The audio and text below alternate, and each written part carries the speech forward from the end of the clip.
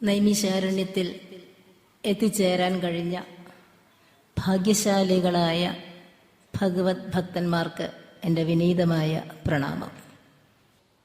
ഗാംഭീര്യമുള്ളതും മധുരമുള്ളതുമായ വാക്കുകളും ആശയങ്ങളും സന്ദേശങ്ങളും ഭാഗവത പുരാണത്തിൽ നിന്ന്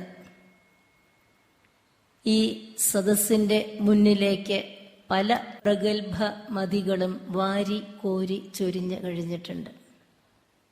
ഇന്ന് എനിക്ക് ഇവിടെ സംസാരിക്കാൻ കിട്ടിയ വിഷയം സന്താന ഗോപാലം കഥാഭാഗമാണ്.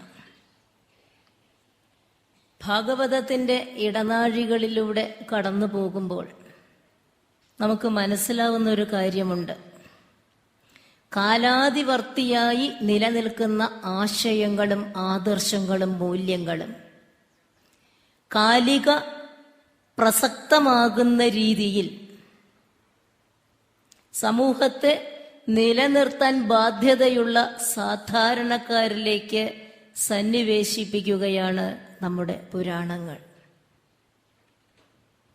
മനസ്സിൽ എന്നും നിറഞ്ഞു നിൽക്കുകയും മനസ്സിൽ നിന്ന് മായാതെ കിടക്കുകയും ചെയ്യുന്ന മധുര കഥകളിലൂടെ യഥാർത്ഥത്തിൽ നമുക്ക് കിട്ടുന്നത് ഒരുപാട് തിരിച്ചറിവുകളാണ്. വളരുന്നവരും വളർന്നവരും വളരേണ്ടവരുമായ ആബാല വൃദ്ധം ജനങ്ങളും ചേർന്ന് ഉണ്ടാക്കിയെടുക്കുന്ന ഒരു സമൂഹത്തിന് എന്തെല്ലാം മൂല്യങ്ങളാണ് ചാലക ശക്തിയായി പ്രവർത്തിക്കേണ്ടത്? ആ സമൂഹം ആദർശപരമായും സാംസ്കാരികമായും ദരിദ്രമാവാതെ ഇരിക്കണമെങ്കിൽ എന്തൊക്കെ നമ്മൾ അറിഞ്ഞ് അനുഭവിച്ച് ഉൾക്കൊള്ളേണ്ടതുണ്ട്? ഈ കാര്യങ്ങളെ മുഴുവൻ കരതലാമലകം പോലെ ചെപ്പിലൊതുക്കി വെച്ചുകൊണ്ട് കഥകളിലൂടെ, വാക്കുകളിലൂടെ, വരികളിലൂടെ ഭാഗവത പുരാണം നമ്മളോട് പറയുകയാണ്. ഭഗവത പുരാണത്തിന്റെ ദശമസ്കന്ധത്തിന്റെ 89-ാം അധ്യായത്തിലെ കേവലം 42 ശ്ലോകങ്ങളിൽ ഒതുങ്ങി നിൽക്കുന്ന ഒരു ചെറിയ കഥയാണ് വലിയ സന്താന ഗോപാലം. ഒരു ചെറിയ കഥ. ആ കഥയ്ക്കാണെങ്കിലോ മറ്റൊരു കഥയുടെ പിന്നാമ്പുറവുമുണ്ട്. ഈ 2 കഥകളുടെയും പിന്നാമ്പുറങ്ങളിലേക്കും മുന്നാമ്പുറങ്ങളിലേക്കും കടന്നാൽ മാത്രമേ സന്താന ഗോപാലത്തിന്റെ അന്തർലീനമായ തത്വങ്ങളെ നമുക്ക്, സാധ്യതകളെ നമുക്ക് വിവേചിച്ചെടുക്കാൻ കഴിയും. 89-ാം അധ്യായം തുടങ്ങുന്ന ആദ്യത്തെ 21 ശ്ലോകങ്ങളിൽ സന്താന ഗോപാലവുമായി ബന്ധമില്ലാത്തൊരു കഥയാണ്. ഭഗവാനിൽ അനുരക്തരായ ഭക്തരായ ഒരു വലിയ സദസ്സിന് ബ്രഹ്മ വിഷ്ണു മഹേശ്വരന്മാരിൽ ആരാണ് ശ്രേഷ്ഠൻ എന്ന ഒരു തിരിച്ചറിവ് കൊടുക്കുന്ന സൂചന. ഭൃഗു മഹർഷി അതിന്റെ ഭാഗമായി 3 ദേവന്മാരെ സന്ദർശിക്കുന്നു. ബ്രഹ്മാവിന്റെ മുന്നിൽ നിന്ദ കാണിച്ച അദ്ദേഹത്തെ, ബ്രഹ്മാവിന്റെ മകനായ ഭൃഗു മഹർഷിയെ ബ്രഹ്മാവ് വളരെ ദേഷ്യത്തോടുകൂടി സമീപിക്കുന്നു. പക്ഷെ മകനല്ലേ, ദേഷ്യം അടക്കുന്നു.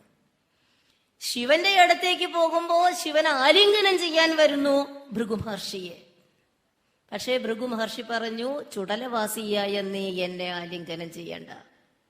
ദേഷ്യം വന്ന ശിവൻ ഭൃഗുവിനെ ശപിക്കാനോങ്ങുമ്പോൾ പാർവതി ദേവി അദ്ദേഹത്തിന്റെ ദേഷ്യം തണുപ്പിക്കുന്നു. മൂന്നാമത് എത്തിച്ചേരേണ്ടത് ശ്രീ മഹാവിഷ്ണുവിന്റെ അടുത്തേക്കാണ്. ലക്ഷ്മി ദേവിയുടെ മടിയിൽ തലചായ്ച്ചു ഉറങ്ങുന്ന, ഒരുപക്ഷെ ഉറക്കം നടിക്കുന്ന സാക്ഷാൽ മഹാവിഷ്ണുവിന്റെ നെഞ്ചത്ത് തന്റെ പാദം വെച്ച് ഭൃഗു മഹർഷി ഒന്ന് ചവിട്ടിയപ്പോൾ ഞെട്ടിയുണർന്ന സാക്ഷാൽ വിഷ്ണു അദ്ദേഹത്തിനോട് താഴ്ന്ന് വിനയത്തോടെ എളിമയോടെ നമസ്കരിച്ചുകൊണ്ട് പറയുകയാണ്, ക്ഷമിക്കണം, അങ്ങ് വന്നത് ഞാൻ അറിഞ്ഞില്ല. എന്റെ നെഞ്ചത്തെ ഈ എല്ലിൻ പുറത്ത് വെച്ചുകൊണ്ട് അങ്ങയുടെ പാദങ്ങൾക്ക് വേദനയുണ്ടായി കാണും. ഈ ഒരു വിനയത്തിൽ നിന്ന് ഭൃഗു മഹർഷി മനസ്സിലാക്കിയെടുക്കുന്ന തിരിച്ചറിവാണ് ശ്രേഷ്ഠത എന്ന് പറയുന്നത് ഭഗവാൻ വിഷ്ണുവിന് കൊടുക്കണം. പ്രശ്നങ്ങളുണ്ട്. ബ്രഹ്മവിഷ്ണു മഹേശ്വരന്മാരെ മൂന്നിൽ ഒരാളെ നന്നാക്കാനും മറ്റൊരാളെ ചീത്തയാക്കാനും വേണ്ടിയിട്ടല്ല ഈ സന്ദർഭം. അവിടെ അത്തരം വിവേചനമില്ല.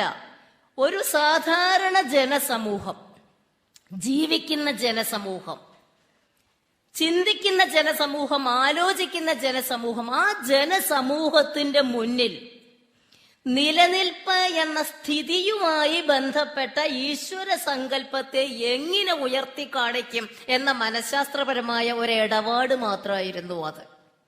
കാരണം ഒരു സമൂഹത്തിന് മനസ്സിന് ഒരു ഐക്യരൂപത്തിലുള്ള ഒരു ഈശ്വര സങ്കല്പം, ഒരു മാതൃകാ സങ്കല്പം വേണം. ആ സങ്കല്പത്തിന് നിലനിൽക്കുന്നവരാണ് നമ്മള്, ജനിച്ചു കഴിഞ്ഞവരാണ്. സംഹാരമൂർത്തിയായ ശിവനിലേക്ക് എത്താൻ നമ്മൾ ആയിട്ടില്ല.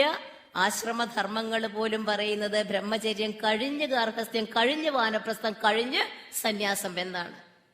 ശരീരം വെന്തെരിയുന്ന ചുടലയിലാണ് ആത്മാവിന്റെ അല്ലെങ്കിൽ ഈശ്വര ചൈതന്യത്തിന്റെ പൂർണ്ണത എന്ന് കാണിക്കുന്ന രീതിയിൽ, ശരീരബോധമില്ലാത്തടത്താണ് ശിവൻ ഉണ്ടാകുന്നത് എന്ന് തിരിച്ചറിയിക്കുന്ന ചുടല നൃത്തത്തിന്റെ മഹാദേവനിലേക്ക് നമ്മൾ എത്തണമെങ്കിൽ വിഷ്ണു എന്ന നിലനിൽപ്പ് കഴിഞ്ഞിട്ട് വേണം.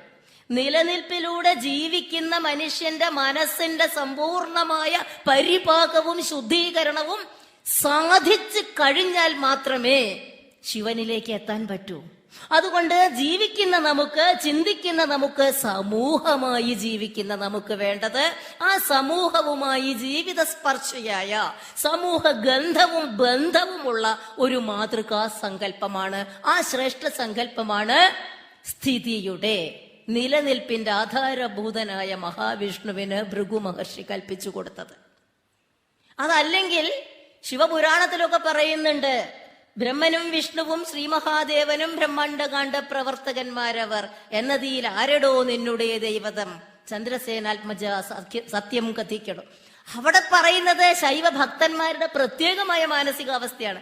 പക്ഷേ ശിവനിലെത്തണമെങ്കിൽ നമ്മൾ വിഷ്ണുവിൽ നിന്ന് തുടങ്ങേണ്ടിയിരിക്കുന്നു. കാരണം നമ്മൾ വിഷ്ണുവിന്റെ സ്ഥിതിയുടെ നിലനിൽപ്പിന്റെ ഘടകങ്ങളാണ്. ഈ കഥ പറഞ്ഞു കഴിഞ്ഞ് പിന്നീടാണ് ശ്രേഷ്ഠനായ മഹാവിഷ്ണുവിന്റെ ശ്രേഷ്ഠതയെ വർണ്ണിച്ചുകൊണ്ട് ഞാനൊരു കഥ പറയാം എന്ന് വ്യാസമഹർഷി നമ്മളോട് പറയുന്നത്. ആ കഥയാണ് സന്താന ഗോപാലൻ കഥ. പക്ഷേ ഭാഗവതത്തിൽ പണ്ഡിറ്റ് പി ഗോപാലൻ നായരുടെ വ്യാഖ്യാനം നോക്കിയപ്പോൾ അതിൽ ഈ കഥയ്ക്ക് സന്താന ഗോപാലം എന്ന ഒരു പേര് കൊടുത്തിട്ടില്ല. ഈ പേര് ഒരു പക്ഷേ പിന്നീട് വന്നതായിരിക്കും. ഈ പേരിലുള്ള കഥകളും കവിതകളും ധാരാളം പിന്നീടുണ്ടായി പിൽക്കാലത്ത്. അതിലേറ്റവും പ്രധാനപ്പെട്ടതാണ് പൂന്താനത്തിന്റെ സന്താന ഗോപാലം പാന, എഴുത്തച്ഛന്റെ സന്താന ഗോപാലം കിളിപ്പാട്ട്. അടുത്ത കാലത്ത് 1980കളില് അർജുനന്റെ ഗർവഭംഗത്തെ ഓർമ്മിപ്പിച്ചുകൊണ്ട് ദ്വാരകയെ അഭിമുഖീകരിച്ചുകൊണ്ട് ഒരു കവിത മധുസൂദനൻ നായർ എഴുതി, സന്താന ഗോപാലം. ഇത്രയും കഥകളും കവിതകളും ഒക്കെ നമുക്ക് വന്നിട്ടുണ്ട്. പക്ഷെ ഭാഗവതത്തിൽ ശ്രേഷ്ഠതയുടെ പ്രകടീകരണമായിട്ടാണ് ഈ കഥ നമ്മുടെ മുന്നിൽ വരുന്നത്. ഇനി കഥയിലേക്ക് കടന്നാലോ? കഥ വളരെ ചെറിയൊരു കഥയാണെന്ന് ഞാൻ പറഞ്ഞു. വളരെ വലിയ ചെറിയ കഥ, വളരെ ചെറിയ വലിയ കഥ. കഥ നിങ്ങൾക്ക് എല്ലാവർക്കും അറിയുന്നതുകൊണ്ട് ഞാൻ വിശദീകരിക്കുന്നില്ല. ഒരു ബ്രാഹ്മണൻ ദ്വാരകയില് യദുവംശ രാജാക്കന്മാര് ഭരണം നടത്തുമ്പോ കൃഷ്ണനും രാമനും താമസിക്കുന്ന ദ്വാരകയിൽ ഒരു ബ്രാഹ്മണൻ, സാധാരണക്കാരനായ ഒരു ബ്രാഹ്മണന്റെ കുട്ടി മരിക്കുന്നു. ആ കുട്ടി മരിക്കുമ്പോൾ ആ കുട്ടിയുടെ ശവശരീരവും എടുത്ത് എന്റെ കുട്ടി മരിച്ചു പോയല്ലോ എന്ന് പറഞ്ഞിട്ടല്ല ബ്രാഹ്മണൻ കരഞ്ഞത്. എന്റെ കുട്ടി മരിച്ചു പോകാൻ ഇടയായ സാഹചര്യം ഉണ്ടായല്ലോ എന്ന് പറഞ്ഞിട്ടാണ് അദ്ദേഹം കരഞ്ഞത്. രാജഭരണത്തിന്റെ ദോഷവശങ്ങളെ കൊണ്ടാണ്, രാജാക്കന്മാര് സുഖലോലുപരായതുകൊണ്ടാണ്, മറ്റുള്ളവരുടെ പൈസ വഞ്ചിച്ചെടുത്ത് ഉദരംഭരികളായ ഭരണാധികാരികൾ ഉണ്ടായതുകൊണ്ടാണ്, ലൈംഗികമായ താല്പര്യങ്ങൾക്ക് വഴങ്ങുന്ന ഭരണാധികാരികൾ ഉണ്ടായതുകൊണ്ടാണ് എന്റെ കുട്ടി മരിച്ചു പോയത്. വല്ലാത്തൊരു ആർഗ്യുമെന്റ് ആണത്. സ്വന്തം കുട്ടി മരിച്ചപ്പോ എന്റെ കുട്ടി മരിച്ചുവല്ലോ വെച്ചിട്ടല്ല. ഈ പണ്ടൊരു കഥ കേട്ടിട്ടുണ്ടേ, ഒരു വീട്ടിലെ ഒരു സ്ത്രീയുടെ കുട്ടി മരിച്ചിട്ട് അവരിങ്ങനെ നിലവിളിക്കുകയാണ്, എന്റെ കുട്ടി മരിച്ചുവല്ലോ, എന്റെ കുട്ടി പോയല്ലോ പറഞ്ഞിട്ട് നിലവിളിക്കുക. അപ്പൊ കുറച്ച് അപ്പുറത്തെ വീട്ടിലെ ഒരു സ്ത്രീ വന്നു. എങ്ങനെയാ സഹതപിക്കേണ്ടതെന്ന് അറിയില്ല, ഇവരെ കരയല്ലേ എന്റെ കുട്ടി മരിച്ചുപോയല്ലോ എന്ന്. അപ്പൊ ഈ സ്ത്രീ വന്നിട്ട് പറഞ്ഞു, എന്റെ കുട്ടി മരിച്ചല്ലോ എന്ന് കേട്ടപ്പോ എന്താ പറഞ്ഞത് പറഞ്ഞപ്പോ ഞാൻ കരയാന്ന് ആലോചിച്ചു. അവസാനം പറഞ്ഞു, എന്റെ കുട്ടി മരിച്ചുവല്ലോ, ഇന്റീം പറഞ്ഞ് നിലവിളിച്ചു അത്രേ. ഇന്റീം എന്ന് പറഞ്ഞ് നിലവിളിച്ചു എന്ന്. അതുമാതിരത്തെ ഒരു നിലവിളി ഒന്നും ഈ ബ്രാഹ്മണന് കണ്ടില്ല. ബ്രാഹ്മണൻ ചിന്തിച്ച് കണ്ടെത്തിയത് ഇതിന്റെ കാര്യകാരണങ്ങളെയാണ്. അത് പറഞ്ഞിട്ടാണ് അദ്ദേഹം അവിടെ പ്രലാപം നടത്തിക്കൊണ്ടിരിക്കുന്നത്. അത് കഴിഞ്ഞു, അത് ശ്രദ്ധിക്കപ്പെടുന്നില്ല. 2, 3, 4, 5, 9 കുട്ടികൾ മരിക്കുന്നു. 9 പ്രാവശ്യവും ഇദ്ദേഹത്തിന്റെ പരിദേവനം ആവർത്തിക്കുന്നു. രാജാവിനെ അവമതിക്കുകയും ഇകഴ്ത്തി കാണിക്കുകയും ചെയ്യുന്നു. ഇത് കഴിഞ്ഞ് 9ാമത്തെ കുട്ടി മരിച്ച് ഇവിടെ എത്തുമ്പോഴാണ് ശ്രീകൃഷ്ണന്റെ അടുത്ത് ഇതേ ദ്വാരകയില് അർജുനൻ ഇരിക്കുന്നത്.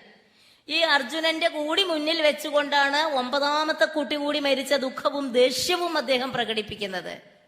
ഇത് കേട്ട് നിസ്സംഗനായിരുന്ന ശ്രീകൃഷ്ണന്റെ തൊട്ടയടുത്തിരുന്ന അർജുനൻ തന്റെ തൊട്ടിരിക്കുന്ന ശ്രീകൃഷ്ണന് എന്തേ അഭിപ്രായ പ്രകടനം നടക്കാത്തത് എന്ന് ചിന്തിക്കുക പോലും ചെയ്യാതെ തന്റെ ഔദ്ധത്യം കൊണ്ട് പറയാണ്, ഈ നാട്ടിലെ ആണുങ്ങളായിട്ട് ആരുമില്ലേ, ക്ഷത്രിയന്മാരായിട്ട് ആരുമില്ലേ, ഒരു അപകടമുണ്ട്.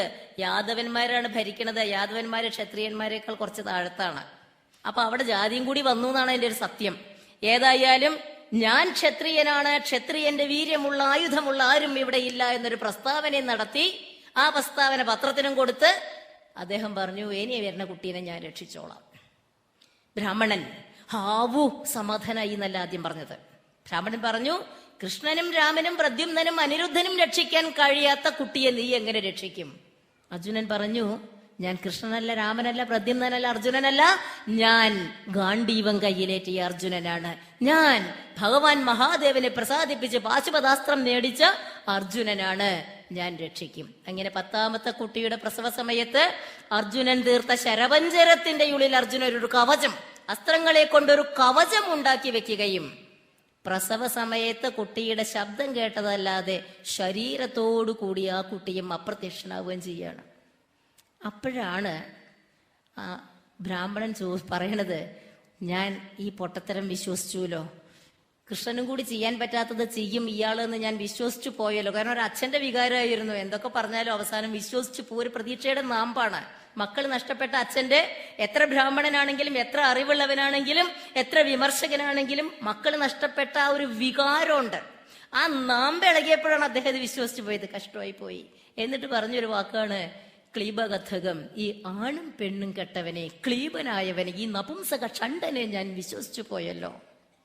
അർജുനൻ നേരത്തെ ഒരു പ്രതിജ്ഞ ചെയ്തിട്ടുണ്ട്. ഒരു പ്രതിജ്ഞ കുട്ടിയെ രക്ഷിക്കാമെന്നായിരുന്നു. 2ാമത്തെ പ്രതിജ്ഞ, കുട്ടിയെ രക്ഷിക്കാൻ കഴിഞ്ഞില്ലെങ്കിൽ ഞാൻ അഗ്നിയിൽ ചാടി എന്റെ ജീവിതം നശിപ്പിക്കും. ആദ്യത്തെ പ്രതിജ്ഞയിൽ തോറ്റ അർജുനന് 2ാമത്തെ പ്രതിജ്ഞയെങ്കിലും നിറവേറ്റണമായിരുന്നു. അദ്ദേഹം പോയി, യമലോകത്തിൽ പോയി. എല്ലാ ദേവന്മാരുടെയും ലോകത്തിലെ വായു, അഗ്നി തുടങ്ങിയിട്ടുള്ള എല്ലാ ദേവന്മാരുടെയും ലോകത്തിലെ സ്വർഗത്തിലെ പാതാളത്തിലൊക്കെ പോയി അന്വേഷിച്ചു കുട്ടികളെ കാണാതായപ്പോൾ തീ കത്തിച്ചുകൊണ്ട് ആത്മാഹൂതി നടത്താൻ തുടങ്ങുകയാണ്. ആ സമയത്ത് എന്തൊക്കെ പറഞ്ഞാലും ജീവിതം പോണ സമയത്ത് നമ്മൾ കൃഷ്ണ ഗുരുവായൂരപ്പാന്നൊന്ന് വിളിച്ചു പോകൂലേ? അവസാനം അജാമിളനെ വിളിച്ചത് നാരായണ എന്നായിരുന്നു.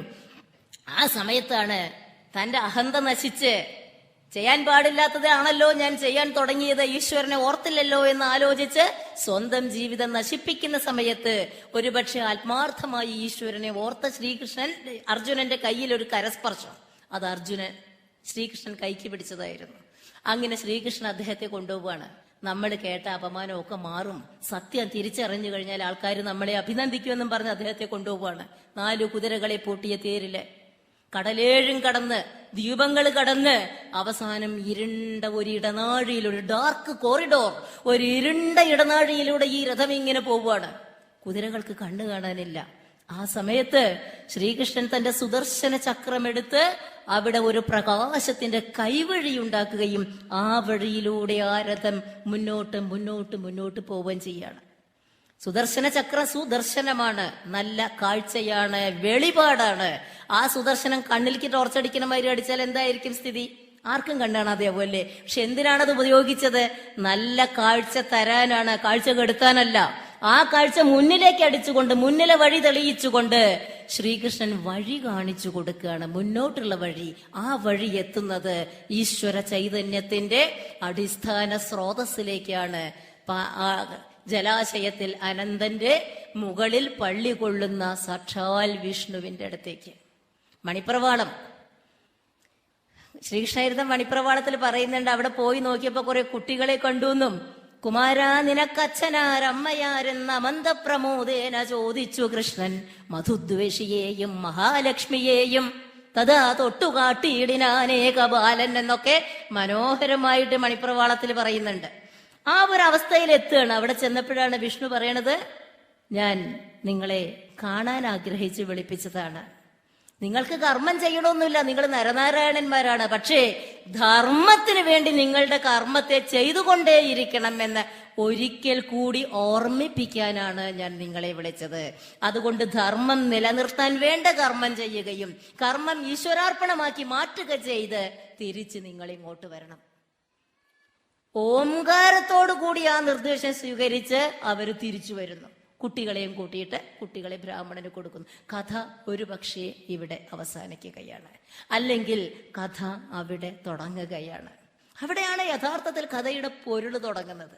ഒരുപാട് കഥ സന്ദർഭങ്ങളൊന്നുമില്ല, വളരെ കുറച്ചേ ഉള്ളൂ. പക്ഷേ ഒരു ബ്രാഹ്മണനുണ്ട്, അദ്ദേഹം പറയുന്ന വാക്കുകളുണ്ട്. ഒരു ശ്രീകൃഷ്ണനുണ്ട്, ശ്രേഷ്ഠ വ്യക്തിത്വത്തെ കാണിച്ചു തരാനുള്ള കഥാപാത്രമായിട്ട്. മനസ്സ് നിറയെ അഹന്ത പൂത്തുലഞ്ഞ ഒരു അർജുനനുണ്ട്. പിന്നെ ഭഗവാൻ വിഷ്ണു. ഇതിൻ്റെ ഇടയിൽ നഷ്ടപ്പെട്ട കുട്ടികളുടെ ഒരു തിരിച്ചുവരവ്. ഇത്രയും ഉള്ളൂ സന്താന ഗോപാലത്തിന്റെ അടിത്തട്ടില്. പക്ഷെ ആ സന്താന ഗോപാലം എന്ന വാക്കിൽ നിന്ന് തന്നെ തുടങ്ങുമ്പോൾ എന്താണ് സന്താന ഗോപാലം? ഇതിന്റെ ഓരോ ഭാഗത്തേക്കായിട്ട് നമുക്ക് പ്രവേശിക്കാം, ഘട്ടം ഘട്ടമായിട്ട്. നമുക്ക് തുടക്കം അതിന്റെ ശീർഷകമാണ്, അതിന്റെ ടൈറ്റിലാണ് സന്താന ഗോപാലം. എന്താണ് സന്താന ഗോപാലം? എന്തിനാണ് പിൽക്കാലത്തെങ്കിലും അങ്ങനെയൊരു പേര് അതിന് വന്നത്? സന്താനം, ആരാ സന്താനം? സന്തതി, മക്കളാണ്. ഗോവ എന്ന വാക്കിന്റെ അർത്ഥം എന്താണ്? ധർമ്മം എന്നാണ്. പശു മാത്രമല്ല, ധർമ്മം എന്നാണ്.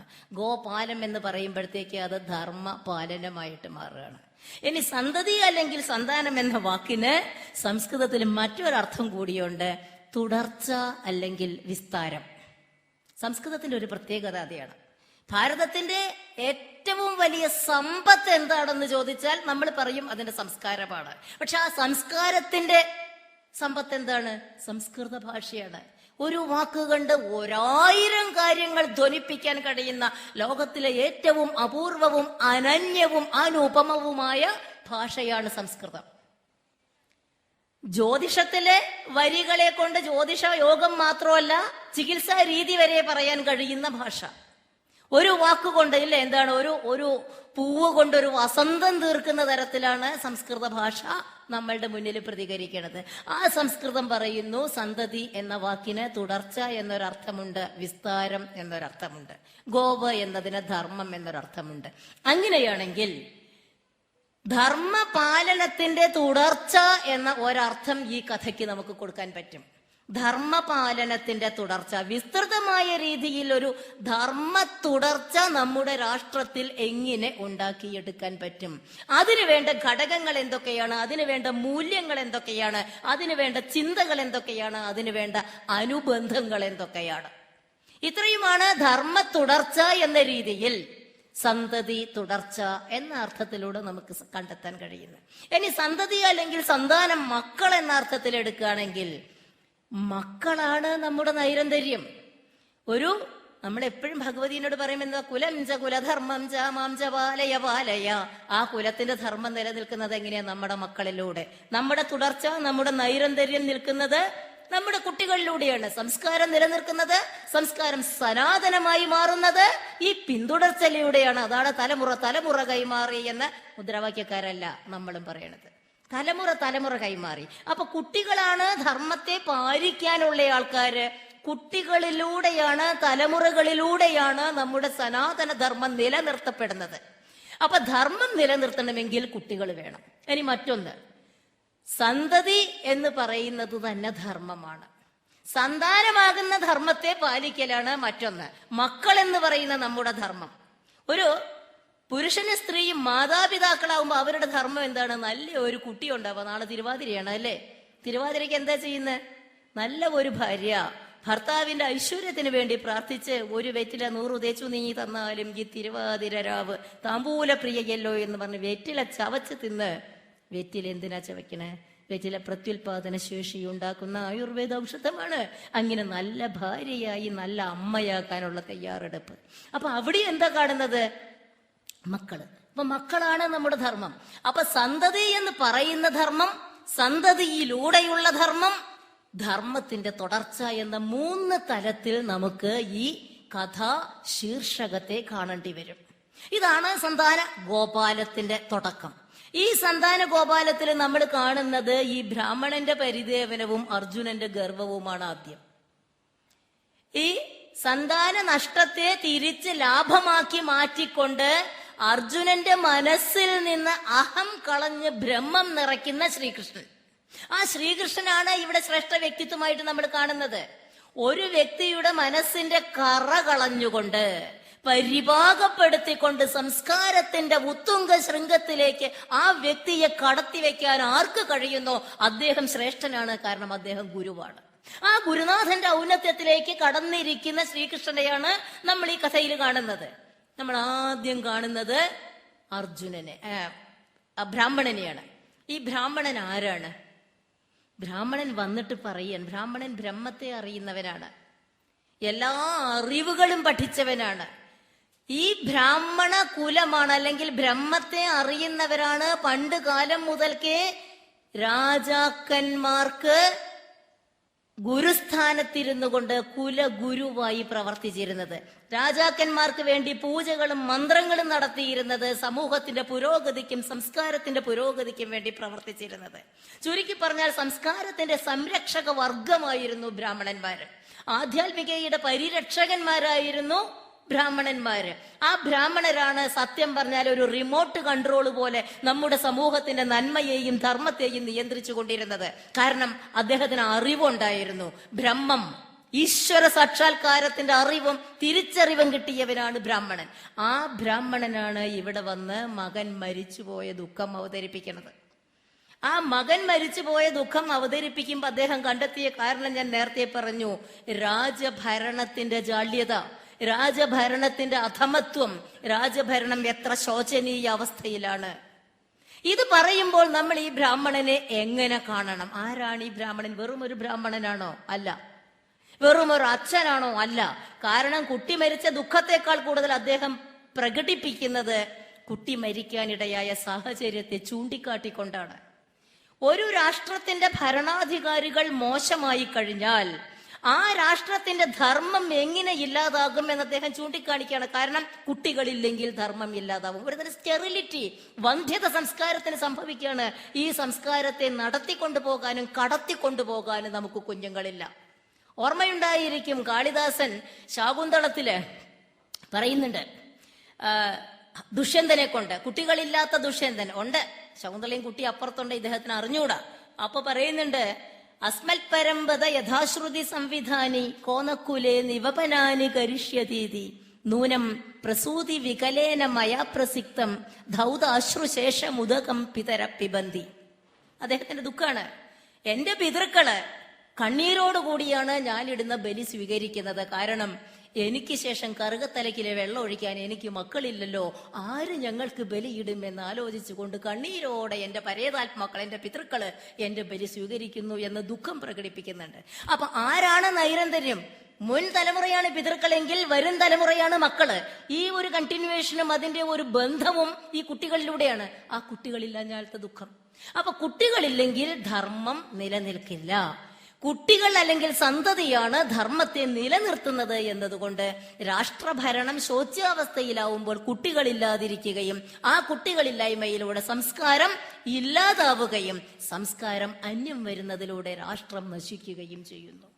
ഈ ഒരു തോന്നലാണ് അദ്ദേഹത്തെ കൊണ്ട് പ്രത്യക്ഷമായിട്ട് തന്നെ രാജ്യഭരണത്തിനെതിരായി പ്രതികരിക്കാൻ പ്രേരിപ്പിക്കുന്നത്. അവിടെ നമ്മൾ കാണുന്നത് കൃത്യമായി രാഷ്ട്രഭരണത്തെ വിമർശിക്കുന്ന സാധാരണ ജനത്തിന്റെ പ്രതിനിധിയെയാണ്. കണ്ണ് തുറന്നുകൊണ്ട് മുഖം നോക്കാതെ രാജാവിനെ വിമർശിക്കാനുള്ള ഒരു പ്രജയുടെ അവകാശമാണ്. പ്രജ എന്ന് പറഞ്ഞാലും സന്തതി എന്ന് തന്നെയാണ് അർത്ഥം. അപ്പൊ അവിടെ ഏതോ കാലത്ത് ദ്വാപര യുഗത്തിലെ ഒരു കഥയിൽ ഭരണാധിപന്മാർ തെറ്റ് ചെയ്താൽ അതിനുണ്ടാകുന്ന ചിത്തഫലങ്ങളെ ചൂണ്ടിക്കാണിക്കുകയും ആ ഫലങ്ങൾ ഉണ്ടാക്കുന്ന രാജാക്കന്മാർക്കെതിരെ ഒരു ചൂണ്ടുവിരൽ ചൂണ്ടിക്കൊണ്ട് വിമർശനാത്മകമായി തന്റെ ഇടത്തോട് പ്രതികരിക്കാനുള്ള അവകാശവും നേടിയെടുത്ത ഒരു മനുഷ്യൻ. ആ ബ്രാഹ്മണൻ അവിടെ സാധാരണക്കാരന്റെ പ്രതിനിധിയാണ്. ചിന്തിക്കുന്ന ജനങ്ങൾക്ക് അവരുടെ ചിന്തയിൽ വരുന്ന വേവലാതികൾക്ക് പരിഹാരം ആവശ്യമാണ്. ഓർമ്മിക്കുന്ന ജനങ്ങൾക്ക് അവരുടെ ഓർമ്മയിൽ കയ്പ് നിറഞ്ഞ അനുഭവങ്ങളുടെ താല്പര്യമില്ല. ബുദ്ധിയുള്ള ജനങ്ങൾക്ക് സ്വന്തം നാട് മുന്നോട്ട് നീങ്ങണം ബൗദ്ധികമായി എന്ന ഒരു താല്പര്യമുണ്ടാകും. മഹർഷി പരമ്പരയ്ക്ക് സാംസ്കാരികമായും ആധ്യാത്മികമായും ഒരു രാഷ്ട്രം ഉയർന്നുകൊണ്ടേയിരിക്കണേ എന്ന താല്പര്യം ഉണ്ടാകും. അങ്ങനെ വരുമ്പോഴാണ് ചിന്തിക്കുന്നവന്റെ പ്രതീകമായ സാധാരണക്കാരന്റെ പ്രതിനിധിയായ ഒരു ബ്രാഹ്മണൻ രാജ ഭരണത്തിനെതിരായി ചൂണ്ടുവിരൽ ഉയർത്തുന്നത്. അപ്പൊ അവിടെയാണ് ആദ്യം തന്നെ ഈ സന്താന ഗോപാലം രാജ്യഭരണ തന്ത്രത്തിലേക്ക് ഒരു എത്തിനോട്ടമാക്കി മാറുന്നത്. രാജാവ് മുണ്ടെടുത്തിട്ടില്ല എന്ന് വിളിച്ചു പറഞ്ഞ ഒരു കൊച്ചുകുട്ടിയുടെ കഥ നമ്മൾ കേട്ടിട്ടുണ്ട്. മുണ്ട് നഗ്നനായി കാണുന്ന രാജാവ് നഗ്നനാണെന്ന് പറയാൻ ആർക്കും ധൈര്യമില്ലാതിരുന്നപ്പോ ഒരു കൊച്ചുകുട്ടി പറഞ്ഞു, രാജാവ് മുണ്ടെടുത്തിട്ടില്ല ടോച്ചി, അയ്യേ കഷ്ടം. ഇത് പറയാനുള്ള തന്റെ ഇടം ഉണ്ടായത് ആർക്കാ? നിഷ്കളങ്കനായ കൊച്ചുകുട്ടിക്ക്. കൊച്ചുകുട്ടി ആരാണ്? ഉണ്ണിമൂത്രം പുണ്യാഹം എന്ന് പറയുമ്പോൾ കൊച്ചുകുട്ടി നിഷ്കളങ്കനാണ്, ദൈവതുല്യനാണ്. ആ ദൈവതുല്യൻ തന്നെയാണ് ബ്രാഹ്മണൻ. കാരണം അയാൾ ബ്രഹ്മത്തെ അറിഞ്ഞവനാണ്, ബ്രഹ്മത്തെ പഠിച്ചവനാണ്, വിവരവും വിദ്യാഭ്യാസവും ഉള്ളവനാണ്. അപ്പൊ വിവരവും വിദ്യാഭ്യാസവും ഉള്ളവൻ സർക്കാരിന്റെ അല്ലെങ്കിൽ ഭരണാധിപന്റെ ഏറാൻമൂളികളായിട്ട് മാറണോ, അതോ വളരെ ക്രിയാത്മകമായ രീതിയിൽ സാംസ്കാരിക അധിനിവേശത്തിന് വേണ്ടി, സാംസ്കാരിക ഉന്നമനത്തിന് വേണ്ടി ഭരണാധികാരികളെ വിമർശിക്കണോ? ഇത് ഏറ്റവും കൂടുതൽ ആവശ്യമായ ഒരു കാര്യമാണത്. നമ്മൾ ഇന്ന് ജീവിക്കുന്ന ഈ കാലഘട്ടത്തിൽ ഇത്തരം ഒരു ബ്രാഹ്മണനെ നമുക്ക് ആവശ്യമാണ്. വ്യക്തി ദുഃഖമോ വ്യക്തി നഷ്ടമോ അല്ല, സാമൂഹ്യ നഷ്ടവും സാമൂഹ്യമായ അപജയവുമാണ് എന്റെ പ്രശ്നം എന്ന് ചൂണ്ടിക്കാണിച്ചുകൊണ്ട് സത്യം പറയാനുള്ള തന്റെ ഇടം, ആ സത്യം പറയാനുള്ള തന്റെ ഇടമാണ് അവിടെ ആ ബ്രാഹ്മണൻ കാണിക്കുന്നത്. ബ്രാഹ്മണന് കുട്ടികളെ നഷ്ടപ്പെട്ടു, പക്ഷെ അവിടെയുണ്ട് വിദ്യാഭ്യാസം ഉണ്ടായിട്ടും ആ ബ്രാഹ്മണനെ കുട്ടികളെ നഷ്ടപ്പെട്ടതായിട്ട് തീരുമാനിക്കുകയാണ്. കഥ പറയുന്നത് എന്താ? ശരിക്കും ഒരു നഷ്ടം ഉണ്ടായിട്ടുണ്ടോ? നഷ്ടം ഉണ്ടായിട്ടില്ല. ഈശ്വരൻ തന്ന കുട്ടി ഈശ്വരന്റെ അടുത്തേക്ക് പോയി, ഈശ്വരൻ തിരിച്ചു തരുന്നു. അപ്പൊ ഈശ്വരൻ തന്നതിനെ നമുക്ക് സ്വന്തമായി കിട്ടണമെങ്കിൽ എന്ത് വേണം? ഈശ്വരാധീനം തന്നെ വേണം. ഈശ്വരൻ തന്നാ പോരാ, അത് നമുക്ക് അനുഭവിക്കണമെങ്കിൽ വീണ്ടും നമുക്ക് ഈശ്വരന്റെ അനുഗ്രഹവും ഈശ്വരാധീനവും വേണം. ദൈവാധീനം, ദൈവം നമ്മുടെ അധീനത്തിൽ ഉണ്ടായിരിക്കണം. അപ്പൊ ഈശ്വരൻ തന്നതിനെ തിരിച്ച് നമ്മോട് ചേർക്കുന്ന ഈശ്വരാധീനത്തെ കുറിച്ച് എവിടെയോ ഈ ബ്രാഹ്മണൻ മറന്നു പോയിട്ടുണ്ടാകണം. യഥാർത്ഥത്തിൽ അവിടെ നഷ്ടം സംഭവിച്ചിട്ടില്ല. ഉണ്ടായത് എന്താണ്? ഈശ്വരന്റെ കയ്യിൽ നിന്ന് തിരിച്ചെത്തി. ആ കുട്ടികളുടെ സ്ഥിതി ആലോചിച്ച് നോക്കൂ. ചെറിയ കുട്ടികള് വളർന്ന് വലുതാവുമ്പോ ബാല്യത്തിൽ തന്നെ വേണ്ടത് ഏറ്റവും നല്ല ഒരു സന്ദർഭം, ഒരു സ്ഥലത്ത് ജീവിക്കുക എന്നുള്ളതാണ്. ഏറ്റവും നല്ല അറിവ് കിട്ടുന്ന, സംസ്കാരം കിട്ടുന്ന, നന്മ കിട്ടുന്ന, മൂല്യങ്ങൾ കിട്ടുന്ന ഒരു അന്തരീക്ഷത്തിൽ ജീവിക്കണം. ഈ കുട്ടികള് 10 വയസ്സായ കുട്ടി മുതല് 1 വയസ്സ് തികയാത്ത കുട്ടി വരെയുള്ളവര് സാക്ഷാൽ വിഷ്ണു ഭഗവാന്റെ അടുത്താണ് അവരുടെ ബാല്യം ചെലവഴിക്കണത്. അപ്പോ ആ ബ്രാഹ്മണനെ സംബന്ധിച്ച് അത് നഷ്ടമാണോ ലാഭമാണോ? നമുക്ക് കൊടുക്കാൻ, മനുഷ്യന് കൊടുക്കാൻ കഴിയുന്നതിനേക്കാൾ സംസ്കാരം ഈശ്വരനിൽ നിന്ന് ഏറ്റുവാങ്ങി തിരിച്ചു കുട്ടികൾ വരുമ്പോൾ അദ്ദേഹത്തിന് കിട്ടുന്നത് നഷ്ടമല്ല, ലാഭമാണ്. പക്ഷെ നമ്മള് പലപ്പോഴും അതിലേക്ക് എത്താൻ സാധിക്കാത്തവരാണ്. നഷ്ടം തിരിച്ചറിയാൻ സാധിക്കാത്തവരാണ്, ഈശ്വരനെ തിരിച്ചറിയാൻ സാധിക്കാത്തവരാണ്. ഭഗവാന്റെ സ്ഥലത്ത് നിന്ന്, ഭഗവാന്റെ ആസ്ഥാനത്ത് നിന്നാണ് അവരിതൊക്കെ മനസ്സിലാക്കിക്കൊണ്ടിരിക്കുന്നത്. നീതിക്ക് വേണ്ടി, സമൂഹത്തിന് വേണ്ടി, സംസ്കാരത്തിന് വേണ്ടി വാദിക്കുന്ന ആ ബ്രാഹ്മണന്റെ തന്റെ ഇടം ഇന്ന് നമുക്ക് എത്ര പേർക്കുണ്ട് എന്ന് ഈ കഥ വായിക്കുമ്പോൾ നമ്മൾ നമ്മളോട് ചോദിക്കേണ്ടി വരും. ഒരു സമൂഹത്തിന്റെ നന്മയ്ക്ക് വേണ്ടി പ്രവർത്തിക്കാൻ കഴിയുന്ന, മാനവ സേവയാണ് മാധവ സേവ എന്ന് വിശ്വസിക്കാൻ കഴിയുന്ന എത്ര പേര് നമ്മളുടെ ഇടയിൽ, നമുക്ക് എന്ത് മാത്രം അതിന് കഴിയുന്നുണ്ട്? സത്യം പറയാനുള്ള ശക്തി, അല്ലെ? സത്യം പറഞ്ഞിടാൻ പല കാര്യങ്ങളിൽ പ്രേമമുണ്ടാകണം, നല്ല വാക്കോതുവാൻ ത്രാണിയുണ്ടാകണം, കൃത്യങ്ങൾ ചെയ്യുവാൻ ശ്രദ്ധയുണ്ടാകണം, സത്യം പറഞ്ഞിടാൻ ശക്തിയുണ്ടാകും. സത്യം പറയാനുള്ള ശക്തിയാണ് ആ ബ്രാഹ്മണൻ കാണിച്ചത്. ദുഃഖം ഉണ്ടായിട്ട് പോലും സത്യം പറയാനുള്ള ശക്തി കാണിച്ച ബ്രാഹ്മണൻ. ഇനി ആ ബ്രാഹ്മണന്റെ വാക്കുകള് സങ്കടം കേട്ടുകൊണ്ട് കൃഷ്ണൻ ഒന്നും ചെയ്യുന്നില്ല. പക്ഷെ പറഞ്ഞത് ആരാണ്? മറുപടി പറഞ്ഞത് അത് അർജുനനായിരുന്നു. ആ അർജുനൻ ഉണ്ടായിരുന്നത് എന്താണ്? വെറും അഹങ്കാരം.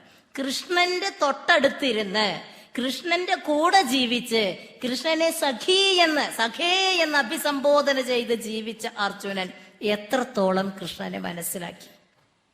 നമ്മളൊക്കെ ഭക്തന്മാരാണ്, നമ്മളൊക്കെ ഈശ്വര അർച്ചന ചെയ്യുന്നവരാണ്, ഈശ്വരന്റെ നാമം ജപിക്കുന്നവരാണ്. നമുക്ക് എത്രത്തോളം ഈശ്വരനെ ഉൾക്കൊള്ളാൻ കഴിയുന്നുണ്ട്? ഒരു വിഷമം വരുന്ന ഘട്ടത്തില് നമ്മള് ആ വിഷമത്തിന്റെ മറുപടി ഈശ്വരൻ മാത്രമാണ് എന്ന് വിചാരിക്കാറുണ്ടോ? അപ്പൊ നമ്മൾ എവിടെയാണ് ഭൗതികമായ കുറ്റം എന്ന് നോക്കി കണ്ടുപിടിക്കും അല്ലേ? ഇന്ന ആള് കാരണം അതുണ്ടായി, ഇന്ന സാഹചര്യം കാരണം അതുണ്ടായി, വണ്ടി ആക്സിഡന്റ് ആയി, അയാള് കണ്ണും പൂട്ടി വണ്ടി ഓടിച്ചിട്ട് എന്റെ വണ്ടിയമ്പിൽ വന്നിടിച്ച്. നമ്മള് പലപ്പോഴും കുറ്റം കാണുന്നവരാണ്. സതീദേവി, ദക്ഷയാഗത്തിലെ സതീദേവി, ശിവന്റെ കൂടെ കാലാകാലം ജീവിച്ച സതീദേവി അവസാനം തന്റെ അച്ഛന്റെ യാഗസ്ഥലത്തേക്ക് വരണമെന്ന മോഹം പ്രകടിപ്പിച്ചപ്പോഴേ ശിവൻ പറഞ്ഞു, അത് നിന്റെ നാശത്തിനാണ്, അപമാനിതയാവുന്നയ്യ്. അത് കേൾക്കാതെ സതി പോന്നു ശിവന്റെ അടുത്തുനിന്ന്.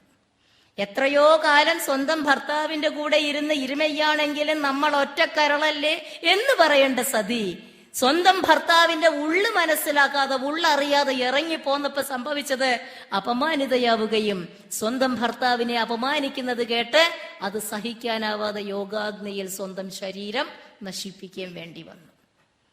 അവസാന നിമിഷത്തിൽ സതിക്ക് തിരിച്ചറിവുണ്ടോയി. ഇതന്നെയാണ് അർജുനന് ഇവിടെ സംഭവിക്കുന്നത്. അവസാന നിമിഷത്തിലെ തിരിച്ചറിവില് എല്ലാം ക്ഷമിക്കണം എന്ന് ഭഗവാൻ ശിവനോട് പ്രാർത്ഥിച്ച സതി പിന്നീട് അടുത്ത ജന്മത്തില് സതി യോഗവിസൃഷ്ട ദേഹാതാം ജന്മനെ ശൈലവധൂം പ്രഭേദേ എന്ന് കാളിദാസൻ പറഞ്ഞതുപോലെ പർവ്വത പുത്രിയായി പാർവതിയായി ജനിക്കുകയും ചെറുപ്പത്തിൽ തന്നെ തന്റെ ഭൗതിക മോഹങ്ങളെ മാറ്റിവെച്ചുകൊണ്ട് തപസ്സിലൂടെ ഒരു സറണ്ടറാണ്, അടിയറവ്, ഈശ്വരന്റെ മുന്നിൽ അടിയറവ് പറഞ്ഞ് ശിവനിലേക്ക് തിരിച്ചെത്തുകയാണ്. സതിയും ശിവനും കൂടി നിന്നപ്പോൾ എന്തേണ് സതിക്ക് പൂർണ്ണത വരാതിരുന്നത്? എന്തേ പൂർണ്ണമായിട്ട് ബന്ധം ഒന്നും ചേർന്ന ഉമ്മണി വലിയ ഒന്ന് എന്ന ബന്ധം ഇല്ലാണ്ടിരുന്നത് എന്തുകൊണ്ടാ? സതിക്കും ശിവനും കുട്ടികളുണ്ടായിരുന്നില്ല. സ്ത്രീയുടെ ജീവിതത്തിന്റെ പൂർണ്ണതയും പുരുഷന്റെ ജീവിതത്തിന്റെ പൂർണ്ണതയും മാതാപിതാക്കളായി ഒരുമിക്കുമ്പോഴാണ്. ആ ഒരുമിക്കൽ അവിടെ ഉണ്ടായോ എന്നൊരു സംശയമുണ്ട്. സതിക്ക് കുട്ടികളുണ്ടായതായിട്ട് ചരിത്രം രേഖപ്പെടുത്തിയിട്ടില്ല. എന്നാൽ പാർവതിക്കോ? സുബ്രഹ്മണ്യൻ ആരാണ്? ബ്രഹ്മജ്ഞാനത്തിന്റെ ആജ്ഞാചക്രത്തിലെ ഏറ്റവും അവസാനത്തെ അറിവിന്റെ ഗൂഢതയിലേക്ക് നമ്മളെ എത്തിക്കുന്ന സാക്ഷാൽ സുബ്രഹ്മണ്യൻ. ആ മകനുണ്ട്. അപ്പൊ അവിടെ എന്തായി? ആ പൂർണ്ണത വരികയാണ്. അച്ഛൻ അമ്മ വാ ഗർത്താവിവ സംപൃക്തവും എന്ന് പറയുന്ന പൂർണ്ണതയിലൂടെ ആ കുട്ടിയും കൂടി ഉണ്ടാവും. എന്തായി? അച്ഛനും അമ്മയും ഒന്നാകുന്ന ഒരു അവസ്ഥ അവിടെ ഉണ്ടാകുന്നു. പാർവതി ശിവനായും ശിവൻ പാർവതിയായും മാറുന്നു.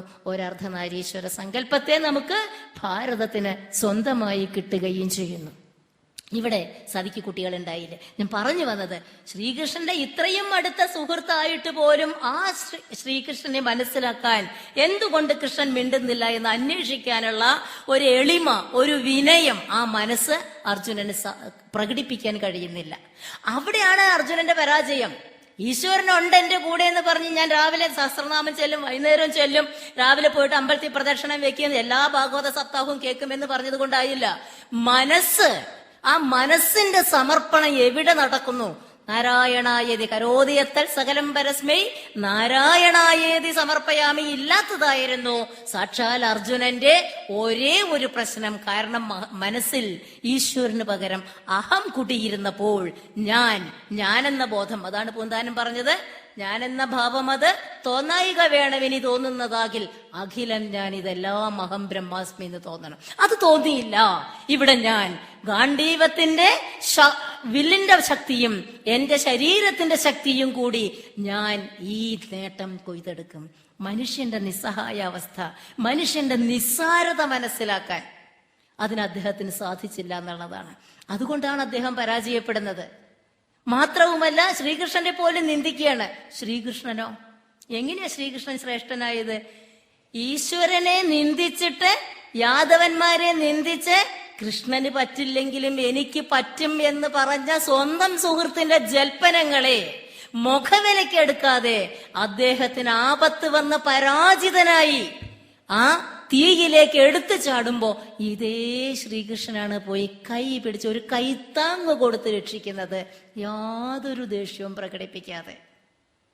യാതൊരു ദേഷ്യമില്ല, വളരെ മയത്തില്. അതാണ് സംയമനം. അതാണ് ഭൃഗു മഹർഷിക്ക് മനസ്സിലായത്. അതാണ് അദ്ദേഹത്തെ ശ്രേഷ്ഠനാക്കിയത്. സ്വന്തം സുഹൃത്തിനെ നല്ല മനസ്സോടെ നല്ല മനസ്സുള്ളവനാക്കി മാറ്റിയെടുക്കാനുള്ള ഒരു വിശാലമായ കാഴ്ചപ്പാട്. ഇനി ബ്രാഹ്മണൻ എന്താണ് അർജുനനോട് പറഞ്ഞതെന്നും കൂടി ഒന്ന് ആലോചിക്കണം. ക്ലീബകഥകം എന്നാണ്. നപുംസകനായ നിന്നെ, ആണും പെണ്ണും കെട്ട നിന്റെ വാക്ക് ഞാൻ വിശ്വസിച്ചല്ലോ എന്ന്. ഇനി ഇതൊന്ന് ആലോചിച്ച് നോക്കുക. ആ ഒരു വാക്കിന്റെ ഒരു പ്രത്യേകത. ഒരാളേനെ, പ്രത്യേകിച്ച് ഒരു പുരുഷനെ എന്ത് ചീത്ത പറഞ്ഞാലും ഒരു പക്ഷേ അയാൾ സഹിക്കും. നീ ആണും പെണ്ണും കെട്ടവനാണെന്ന് പറഞ്ഞാൽ ഒരാളും സഹിക്കില്ല.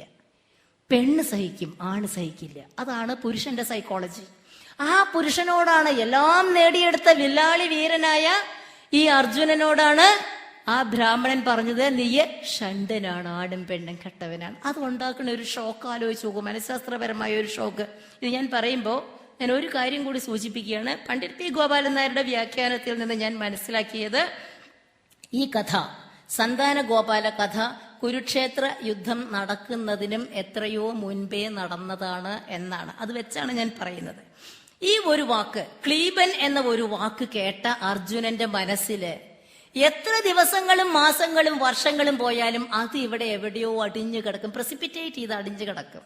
പിന്നെ ചെറുപ്പത്തിൽ അല്ലെങ്കിൽ ജീവിതത്തിലെ ഇടയ്ക്കൊക്കെ ഉള്ള നമ്മുടെ അനുഭവങ്ങൾ എത്ര മറന്നിട്ടുണ്ടാവും, പക്ഷെ അതിന്റെ ഇമ്പാക്ട് നമ്മുടെ മനസ്സിൽ. ഞാൻ ചെറിയ ഉദാഹരണം പറയാം. ഞാൻ ചെറിയ കുട്ടിയാവുമ്പോൾ, ഒരു 3 വയസ്സാവുമ്പോൾ അമ്മയുടെ മടിയിലിരുന്ന് വികൃതി കാണിക്കുകയാണ്. അപ്പൊ എന്റെ അമ്മാവൻ റെയിൽവേയിലെ ഓഫീസറാണ്, നല്ല സ്നേഹമുള്ള മനുഷ്യനാണ്. പക്ഷെ അങ്ങേര് വന്നിട്ട് എന്ത് പറഞ്ഞു, തമാശയ്ക്കാണ്, നീ എന്താ പറഞ്ഞാ കേക്കില്ലേന്ന് ചോദിച്ച് എന്നെ പിടിച്ച് വലിച്ചു കൊണ്ടുപോയിട്ട്, ഇത് പറയുമ്പോ 3 വയസ്സിന് ശേഷമുള്ള 10,000 സംഭവങ്ങൾ ഞാൻ മറന്നു. പക്ഷെ ഇത് ഞാൻ മറന്നിട്ടില്ല. അതുകൊണ്ട് ഞാൻ ഇപ്പൊ ഓർത്തത്, ഒരു മച്ചെന്ന് പറയുന്ന ഒരു ഇരുട്ട് മുറിയുണ്ട്, പത്തായൊക്കെ ഉള്ള ഒരു ഇരുട്ട് മുറി, മച്ചെന്നാണ് വള്ളുവനാട്ടിൽ പറയുക, മച്ചകം. ഈ ഇരുട്ട് മുറിയിൽ കൊണ്ടേയിട്ടു. എന്നിട്ട് പുറത്തുനിന്ന് വാതിലടച്ചു. 1 മിനിറ്റ് ഒന്നുമില്ല, അപ്പൊ തന്നെ വാതിൽ തുറന്ന് പുറത്തേക്ക് ഇടുകയും ചെയ്തു. ഒരു പണിഷ്മെന്റ്, ഒരു ശിക്ഷ. പക്ഷേ അന്ന് മുതൽക്ക് ഇന്ന് 57ാമത്തെ വയസ്സ് കഴിഞ്ഞ് 58ലേക്ക് കടക്കുന്നത് എനിക്ക് ഇപ്പോഴും ഇരുട്ടുമുറി പേടിയാണ്. ഇപ്പോഴും എനിക്ക് ഒരു വാതിൽ അടച്ചിട്ട് ഒരു മുറിയിൽ ഇരിക്കാൻ കഴിയില്ല. ഞാൻ വാതിൽ തുറന്നിട്ടേ കിടന്നുറങ്ങൂ. എന്റെ ജീവിതത്തിൽ ഞാനത് തിരിച്ചറിഞ്ഞത് 1981 എന്റെ കല്യാണം കഴിഞ്ഞ് തിരുച്ചെന്തൂർ അമ്പലത്തിൽ തൊഴാൻ പോയപ്പോ വള്ളി ഒളിഞ്ഞിരുന്ന സ്ഥലം എന്നും പറഞ്ഞൊരു ചെറിയ ഗുഹയുണ്ട്. എനിക്ക് കടലോരത്ത് കൂടി പോയി, അവിടെ ആ ഇരുട്ടിൽ പോയി ആ ഗുഹയിൽ ഒരൊറ്റ തിരികൾ നടത്തുന്ന എന്തോ പ്രസാദം എന്നൊക്കെ പറഞ്ഞ ഒരാളുടെ ശബ്ദം കേട്ടു ഇരുട്ടിന്റെ ഉള്ളില്. അന്നാണ് ഞാൻ ഞെട്ടിത്തെറിച്ച് എങ്ങനെ പുറത്തേക്ക് കടന്നെന്നറിയില്ല. ഇപ്പോഴും എനിക്ക് ഇരുട്ടുമുറി പേടിയാണ്. എന്താ കാരണം? 3 വയസ്സിൽ വളരെ നിസ്സാരമായ ഒരു സംഭവം. ഒന്ന് വാതിലടച്ചാൽ എന്താ സംഭവിച്ചു? ഒന്നും സംഭവിക്കില്ല. പക്ഷെ അതുണ്ടാക്കിയ ഇമ്പാക്ട്, അതാണ് നിങ്ങൾക്ക് എല്ലാവർക്കും ഒത്തിരി അനുഭവങ്ങളുണ്ടാകും. ചെറിയ വളരെ നിസ്സാരമായ അനുഭവങ്ങൾ എവിടെയൊക്കെ നിങ്ങളെ ജീവിതാന്ത്യം വരെ പിന്തുടരുന്ന ആ ഒരു മനഃശാസ്ത്രപരമായ പ്രശ്നം അർജുനൻ അനുഭവിച്ചു എന്നാണ് ഞാൻ പറയാൻ ആഗ്രഹിക്കുന്നത്. കുരുക്ഷേത്ര യുദ്ധത്തില് സേനയോരുഭയോർ മധ്യേ രഥം സ്ഥാപയമേ അച്യുത എന്നും പറഞ്ഞ് ആ 2 സേനകളുടെയും നടക്ക് വില്ലാളി വീരനായ അർജുനൻ കൗരവ പാണ്ഡവ സേനയെ ജയിപ്പിക്കാൻ വേണ്ടി അരയും തലയും മുറുക്കി ചെന്ന അർജുനൻ അവിടെ ചെന്ന് നിന്നപ്പോൾ ഗാണ്ഡീവം സംസദേഹസ്താൽ എന്നും പറഞ്ഞ് ദാഹവും വളരുന്നു മേനിയും തളരുന്നു എന്നും പറഞ്ഞ് തളർന്നിരുന്ന് കൃഷ്ണന്റെ മുന്നിൽ അടിയറവ് പറഞ്ഞ ഒരു സന്ദർഭം എന്തുകൊണ്ടുണ്ടായി എന്ന് ആലോചിച്ചപ്പോ എനിക്ക് എന്റെ പഴമനസ്സിൽ, ഇതൊരു വിവേകമാണെന്ന് ഞാൻ പറയുന്നില്ല, വിവരമാണെന്ന് ഞാൻ പറയുന്നില്ല, ഒരു ഫ്ലാഷ്, ഒരു തോന്നൽ, ഒരു റിഫ്ലെക്സ് ആക്ഷൻ പോലെ എനിക്ക് തോന്നിയത്, അന്ന് ഈ ബ്രാഹ്മണൻ ക്ലീബൻ എന്ന് പറഞ്ഞ് ആണും പെണ്ണും കെട്ടവനെന്ന് പറഞ്ഞ് നിന്റെ ഗാണ്ഡീവം നിനക്ക് ഉപകരിക്കില്ല, നിന്റെ ഈ ദൈവനിന്ദ പോലും ചെയ്ത നിനക്ക് ജീവിതത്തിൽ ഒരു വിജയം ഉണ്ടാവില്ല എന്ന് പറഞ്ഞ ആ ഒരു ബ്രാഹ്മണന്റെ വാക്ക് ഈ അർജുനന്റെ മനസ്സിൽ എവിടെയോ ഒരു പോറലായിട്ട് എവിടെയോ കിടക്കുന്നുണ്ട് എന്ന് എനിക്ക് തോന്നുന്നു. അതുകൊണ്ട് മാത്രമായിരിക്കും. അല്ലെങ്കിൽ എത്ര യുദ്ധം ചെയ്തയാളാണ്, എത്ര യുദ്ധം ചെയ്തു, ഒരാളും പേടിച്ചിട്ടില്ല. പക്ഷേ ഈ ഒരൊറ്റ സന്ദർഭത്തില് അവസാനം to do or not to do എന്നുള്ള മാതിരി, ഇത് അല്ലെങ്കിൽ ഇത്, ജയം അല്ലെങ്കിൽ തോൽവി എന്ന് പറയുന്ന അവസാനത്തെ ഘട്ടത്തിൽ അദ്ദേഹം കാലിടറി മനമിടറി നിൽക്കേണ്ടി വന്നത് ഒരു പക്ഷേ ഈ ബ്രാഹ്മണന്റെ ആ വാക്ക് ഏതോ ഒരു ഉള്ളിൽ നിന്ന് ഒരു ആളല് പോലെ അദ്ദേഹത്തിനെ അസ്വസ്ഥനാക്കിയത് കൊണ്ടായിരിക്കും.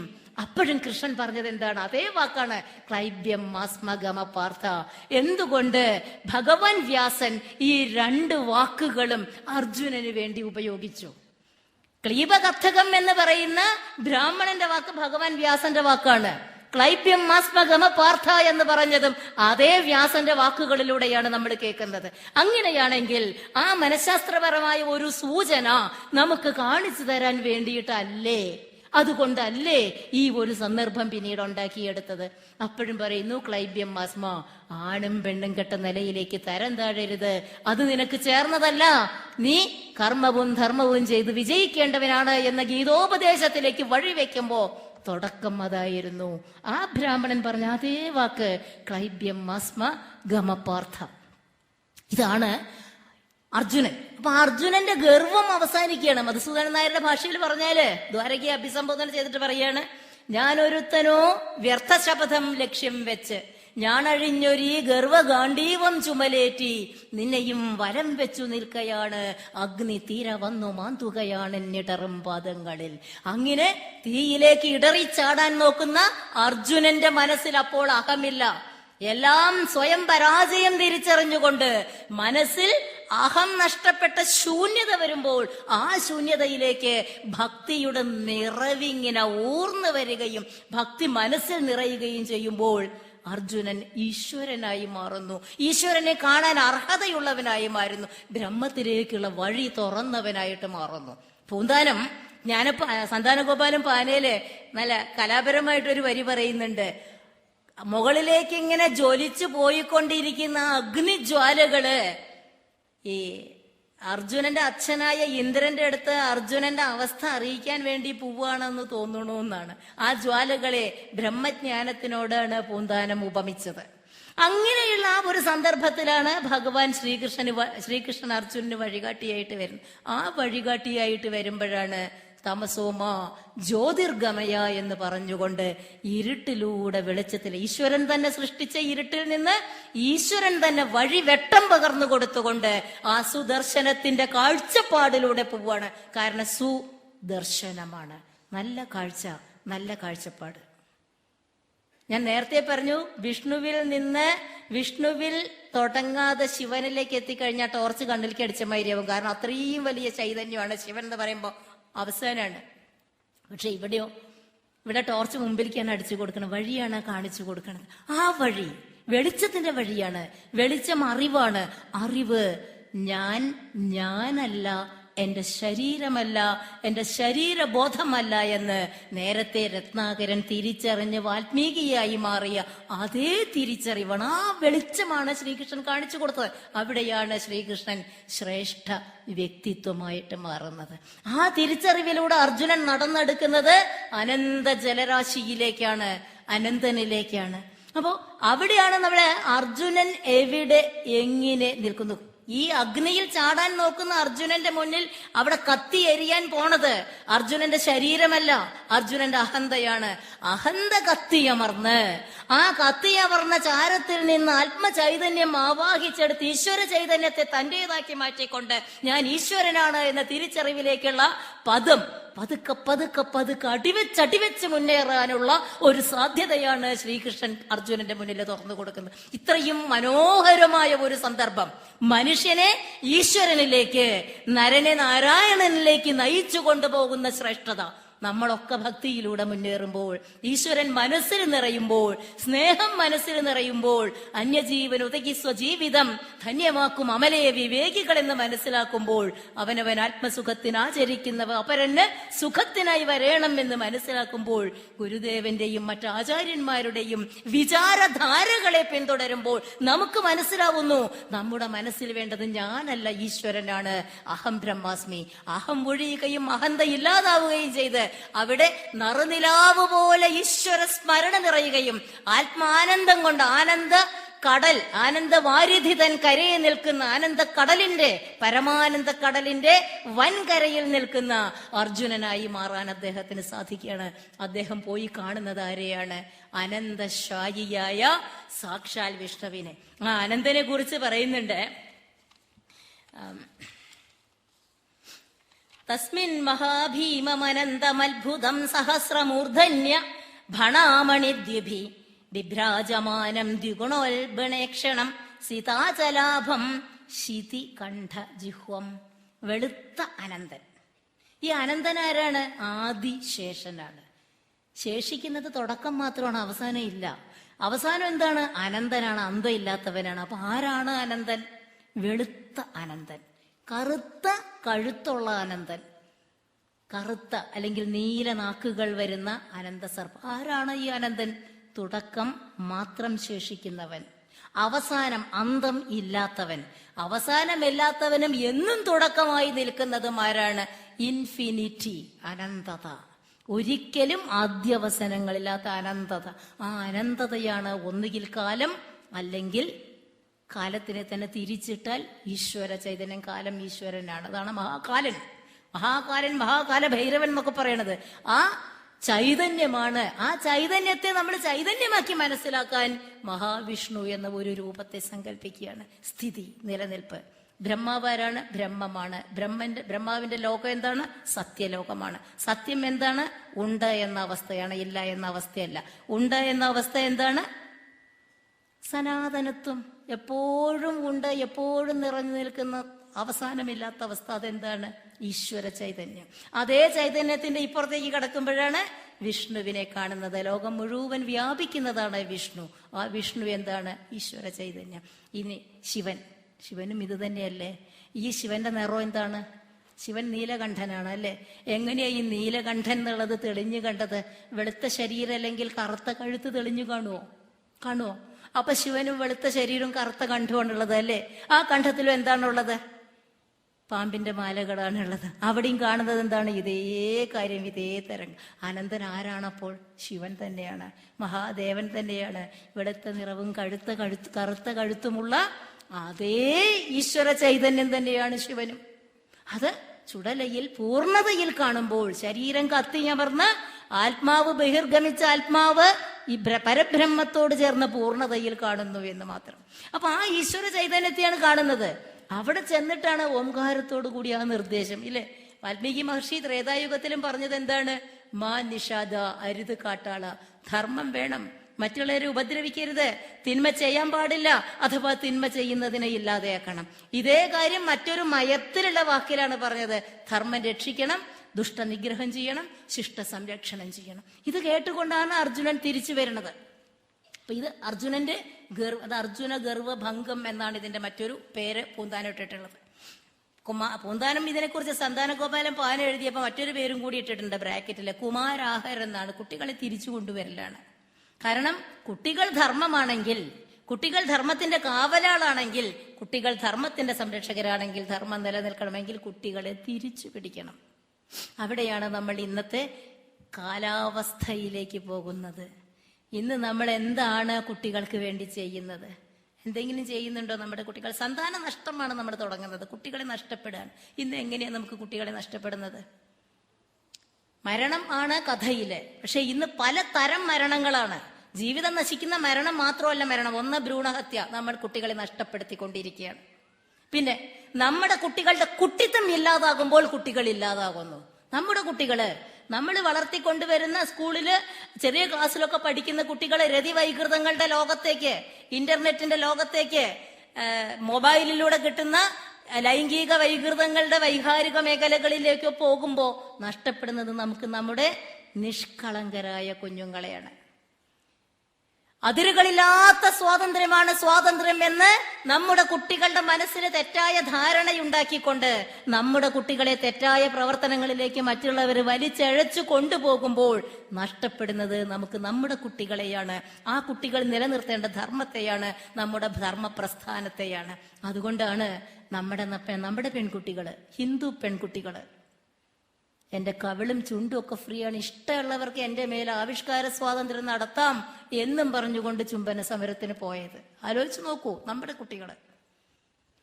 കടലോരങ്ങളിലെ സ്ത്രീകള്, മുക്കുവ സ്ത്രീകള്, കടലിൽ പോകുന്ന പുരുഷന്റെ സുരക്ഷിതത്വവും സംരക്ഷണവും എന്റെ സദാചാരത്തിലാണ് എന്ന് വിശ്വസിച്ച് അഭ്യസ്തവിദ്യരല്ലാത്ത നിരക്ഷരരായ മുക്കുവ സ്ത്രീകള് നമ്മുടെ കടലോരത്തെ മുഴുവൻ രക്ഷിച്ച ഒരു സാംസ്കാരിക പാരമ്പര്യം കേരളത്തിനുണ്ട്.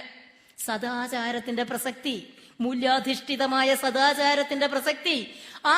വളരെ വിദ്യാഭ്യാസമില്ലാത്ത സ്ത്രീകൾ പോലും സദാചാരത്തിലൂടെ ധർമ്മത്തെ സംരക്ഷിക്കണം.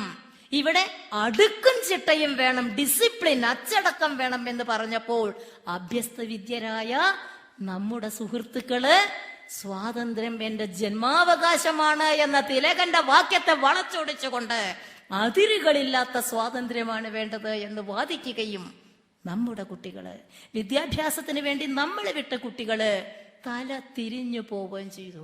അതിരില്ലാത്ത സ്വാതന്ത്ര്യമാണോ അതിലുള്ള സ്വാതന്ത്ര്യമാണോ നമുക്ക് വേണ്ടിയിരുന്നത്? ഒരു ചിത്രം വരയ്ക്കുമ്പോ ആ ചിത്രകാരൻ എപ്പോഴും ഒരു ബോർഡർ വരയ്ക്കും. കാരണം ആ ബോർഡറാണ് ആ ചിത്രത്തിന്റെ മിഴിവ്. പ്ലെയിൻ സാരിയേക്കാൾ ഭംഗി ബോർഡറുള്ള സാരിയാണ്. കാരണം ആ ബോർഡറാണ് എടുത്തു കാണിക്കുന്നത്. അതാണ് അതിര്. ഈ അതിരുകളില്ലായ്മയിലേക്ക് പോയ, മാസങ്ങൾക്ക് മുൻപ് ഇറങ്ങിപ്പോയ പെൺകുട്ടികളിൽ 98% പേര് ഇതുപോലെ പ്രഭാഷണം കേൾക്കാൻ വരുന്ന നമ്മളുടെ ഒക്കെ ചുറ്റുവട്ടത്തുള്ള ഹിന്ദു വീടുകളിലെ പെൺകുട്ടികളായിരുന്നു. മുസ്ലിം കുട്ടികള് ഒന്നോ അരിയോ, ക്രിസ്ത്യൻ പെൺകുട്ടികള് ഒന്നോ അരിയോ. മുസ്ലിം കുട്ടികളതിലും പോവില്ല. കാരണം അവരുടെ ഇപ്പം അന്ന് ഫെബ്രുവരി 22 തൃശ്ശൂർ ഒരു വലിയ റാലി ഉണ്ടായിരുന്നു. SKSS, പേടിക്കുന്ന, ഞാൻ വർഗീയല്ല പറയണത്, സമസ്ത കേരള സുന്നി സ്റ്റുഡൻസ് ഫെഡറേഷന്റെ വിദ്യാർത്ഥി സംഘടനയുടെ മീറ്റിംഗ് നടക്കാണ്, ലക്ഷങ്ങള്. അപ്പൊ ട്രാൻസ്പോർട്ട് ബസ്സിലൂടെ ഞാനിങ്ങനെ വരുമ്പോ അവിടെ ബ്ലോക്ക് വന്നു. ഇത് കഴിഞ്ഞ് കുറെ ആൾക്കാർ അതിൽ കയറി, മുസ്ലിം സുഹൃത്തുക്കൾ, സഹോദരന്മാർ കുറെ കയറി. അപ്പൊ അവരിങ്ങനെ വർത്തമാനം പറഞ്ഞിട്ട് പറഞ്ഞു റാലിയാണ്, അതാണെന്നൊക്കെ പറഞ്ഞു. അപ്പൊ ഞാൻ ചോദിച്ചു, വിദ്യാർത്ഥികളുടെ ആണല്ലോ ഈ പരിപാടി, എന്താ ഒരു പെൺകുട്ടീനെയും ഇവിടെ എവിടെയും കാണാനില്ലല്ലോ ചോദിച്ചു. ഒരു കൗതുകം കൊണ്ട് ചോദിച്ചതാണ്, ഒരു പെൺകുട്ടീനെയും കാണാനില്ലല്ലോ. അപ്പൊ ആ സഹോദരന്മാര് പറഞ്ഞു, ചേച്ചി ഞങ്ങളുടെ മതപ്രകാരം ഇങ്ങനെ പൊതുപരിപാടിയിലേക്കൊന്നും പെൺകുട്ടികളെ കൊണ്ടുവരില്ല, ആൺകുട്ടികളെയും പെൺകുട്ടികളെയും ഇങ്ങനെ അഭിമുഖമായിട്ട് ഇങ്ങനെ ഒപ്പത്തിനൊപ്പമൊന്നും ഞങ്ങൾ കൊണ്ടുവരില്ല. അത് ശരിയോ തെറ്റോ എന്ന് തീരുമാനിക്കാൻ നമ്മൾ ആരുമല്ല. അവരുടെ മതം, അവരുടെ വിശ്വാസം, അവരുടെ വേദാന്തം, അവരുടെ സങ്കല്പം, അത് അവരുടെ വശം. പക്ഷേ അങ്ങനെ വിശ്വസിച്ചുകൊണ്ട് അവിടെ വരാതിരുന്ന, നിഷേധിക്കാത്ത പെൺകുട്ടികൾ, സ്വന്തം ഈശ്വര സങ്കല്പത്തെയും മതവികാരത്തെയും വ്രണപ്പെടുത്താൻ ആഗ്രഹിക്കാത്ത പെൺകുട്ടികള് ഈ നാട്ടുകാർക്ക് മുഖം കൊടുക്കാൻ വേണ്ടിയിട്ട് ചുംബിക്കാൻ വേണ്ടി വരും തോന്നുന്നുണ്ടോ? വരില്ല. ക്രിസ്ത്യാനി പെൺകുട്ടികൾക്ക് കുറച്ചും കൂടി സ്വാതന്ത്ര്യമുണ്ട്, സെമറ്റിക് സ്വാതന്ത്ര്യം. യൂറോപ്യൻ നാടുകളിലെ ഡാൻസും പാട്ടും ഉമ്മ വെക്കലൊക്കെ അവർക്ക് പറഞ്ഞതാണ്. പരിക്ക് പറ്റില്ല.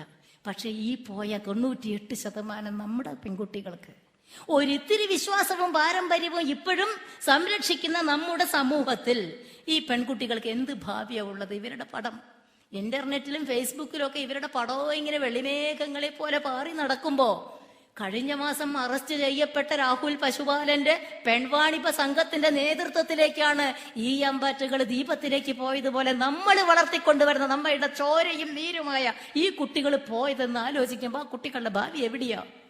കൊണ്ടുപോയ ചെറുക്കന്മാര് അവരുടെ അമ്മമാരെ കൊണ്ടുവന്നില്ല, സഹോദരിമാരെ കൊണ്ടുവന്നില്ല, കാമുകിമാരെ കൊണ്ടുവന്നില്ല, ഭാര്യമാരെ കൊണ്ടുവന്നില്ല, നാട്ടുകാരുടെ മക്കളെ കൊണ്ടുവന്നു. ആരാന്റെ അമ്മയ്ക്ക് പ്രാന്ത് പിടിച്ച കാണാൻ നല്ല ചേല എന്നും പറഞ്ഞു. അവർക്ക് ആരാണ് ഒരു ജീവിതം കൊടുക്കുക? ഈ കുട്ടികൾ, ഈ കൊണ്ടുപോയ ആൺകുട്ടികൾ അവർക്ക് ജീവിതം കൊടുക്കോ? കൊടുക്കില്ല. അവരാലോചിക്കും. ആലോചിച്ചിട്ട് അവര്, പണ്ട് ഞാനും നിങ്ങളൊക്കെ കോപ്പി എഴുതിയ ഒരു പഴയ പഴഞ്ചൊല്ലുണ്ട്, ഈ ദുശാസന്റെ കുടൽമാല പോലെ ആ പഴഞ്ചൊല്ലി ഇങ്ങനെ പൊക്കിയെടുത്ത് കൊണ്ടുവരും. ഏതാണ് ആ പഴഞ്ചൊല്ലെന്നറിയോ? വാടിയ പൂവ് ചൂടിയാലും ചൂടിയ പൂവ് ചൂടരുതാണ്. നരകാസുരന്റെ കഥ നമ്മൾ ഓർക്കണം. നരകാസുരന്റെ രാജധാനിയിലെ 16,000 പെൺകുട്ടികൾ തടവിലാക്കപ്പെട്ടപ്പോ അവര് കൃഷ്ണ ഗുരുവായൂരപ്പന്ന് നെഞ്ചത്ത് കൈവച്ച് വിളിച്ചു. ഭഗവാൻ പോയി അവരെ രക്ഷിക്കാൻ. പേര് ദോഷം പേടിച്ചിട്ട് തനിച്ചല്ല പോയത്, സ്വന്തം ഭാര്യ സത്യഭാമയും കൂട്ടിയിട്ടാ പോയത്. അവിടെ പോയി നരകാസുരനെ വധിച്ച് ആ പെൺകുട്ടികളെ സ്വതന്ത്രരാക്കി. ഈ സ്വതന്ത്രരായ പെൺകുട്ടികൾ അനാഥരായിരുന്നു, തിരിച്ചു പോകാൻ ഒരടിയില്ലായിരുന്നു. അവരെ റോട്ടിലിറക്കി വിട്ടാൽ ഇതേ ആവിഷ്കാര സ്വാതന്ത്ര്യത്തിന്റെ പുരോഗമനവാദികളൊക്കെ അവരുടെ മേല് കൈവയ്ക്കും. അപ്പോഴോ അവര് വല്ല വേശ്യാലയങ്ങളിലും എത്തും. അതുകൊണ്ട് അനാഥരായ അവരെ സനാഥരാക്കാൻ സ്വന്തം ഭാര്യയുടെ മുന്നിൽ വെച്ച് 16,000 പേരെ താലി കെട്ടി സനാഥരാക്കിയ ഒരു കഥ നമുക്കുണ്ട്. ഒരു കഥ നമുക്കുണ്ട്. അപ്പൊ ഈ സ്വാതന്ത്ര്യത്തിലൂടെ നമുക്ക് നഷ്ടപ്പെട്ടത് എന്താണ്? പുരോഗമനം എന്ന പേരിൽ തോന്നിവാസം നഷ്ടപ്പെട്ടത് നമുക്ക് നമ്മുടെ പെൺകുട്ടികളും നമ്മുടെ സദാചാരവും നമ്മുടെ സഭ്യതയുമാണ്. ഈ നഷ്ടം നമ്മൾ എവിടെ കൊണ്ട് നികത്തും? സന്താന നഷ്ടത്തിൽ വിലപിച്ച ബ്രാഹ്മണനും അർജുനനും ശ്രീകൃഷ്ണനും അടങ്ങുന്ന ഒരു കഥ നമ്മുടെ മുന്നിലിരിക്കുമ്പോൾ തത്തുല്യമായ രീതിയിൽ ഇന്ന് നഷ്ടം സംഭവിച്ചുകൊണ്ടിരിക്കുന്ന നമ്മള്, സമൂഹത്തിൽ ഏറ്റവും കൂടുതൽ നഷ്ടം അനുഭവിച്ചുകൊണ്ടിരിക്കുന്ന ഒരു സമൂഹമാണ് നമ്മള്. ആ സമൂഹത്തിന്റെ വേദന എവിടെ കൊണ്ടൊടുക്കും? ആ വേദന ഇല്ലാതിരിക്കാനാണ് ഇത്തരം ഭാഗവത സത്രങ്ങളും ആധ്യാത്മിക പ്രഭാഷണങ്ങളും വേണമെന്ന് പറഞ്ഞ് ചിന്തിക്കാൻ, ഈ ആശയങ്ങളെ മൂല്യങ്ങൾ നമ്മുടെ കുട്ടികൾക്ക് പകർന്നു കൊടുത്തുകൊണ്ട് ചെറുപ്പത്തിലേ അവർക്ക് നല്ലത് പറയും. ആദ്യം കഥ പറഞ്ഞു കൊടുക്കുക, തത്വമല്ല പറയുക.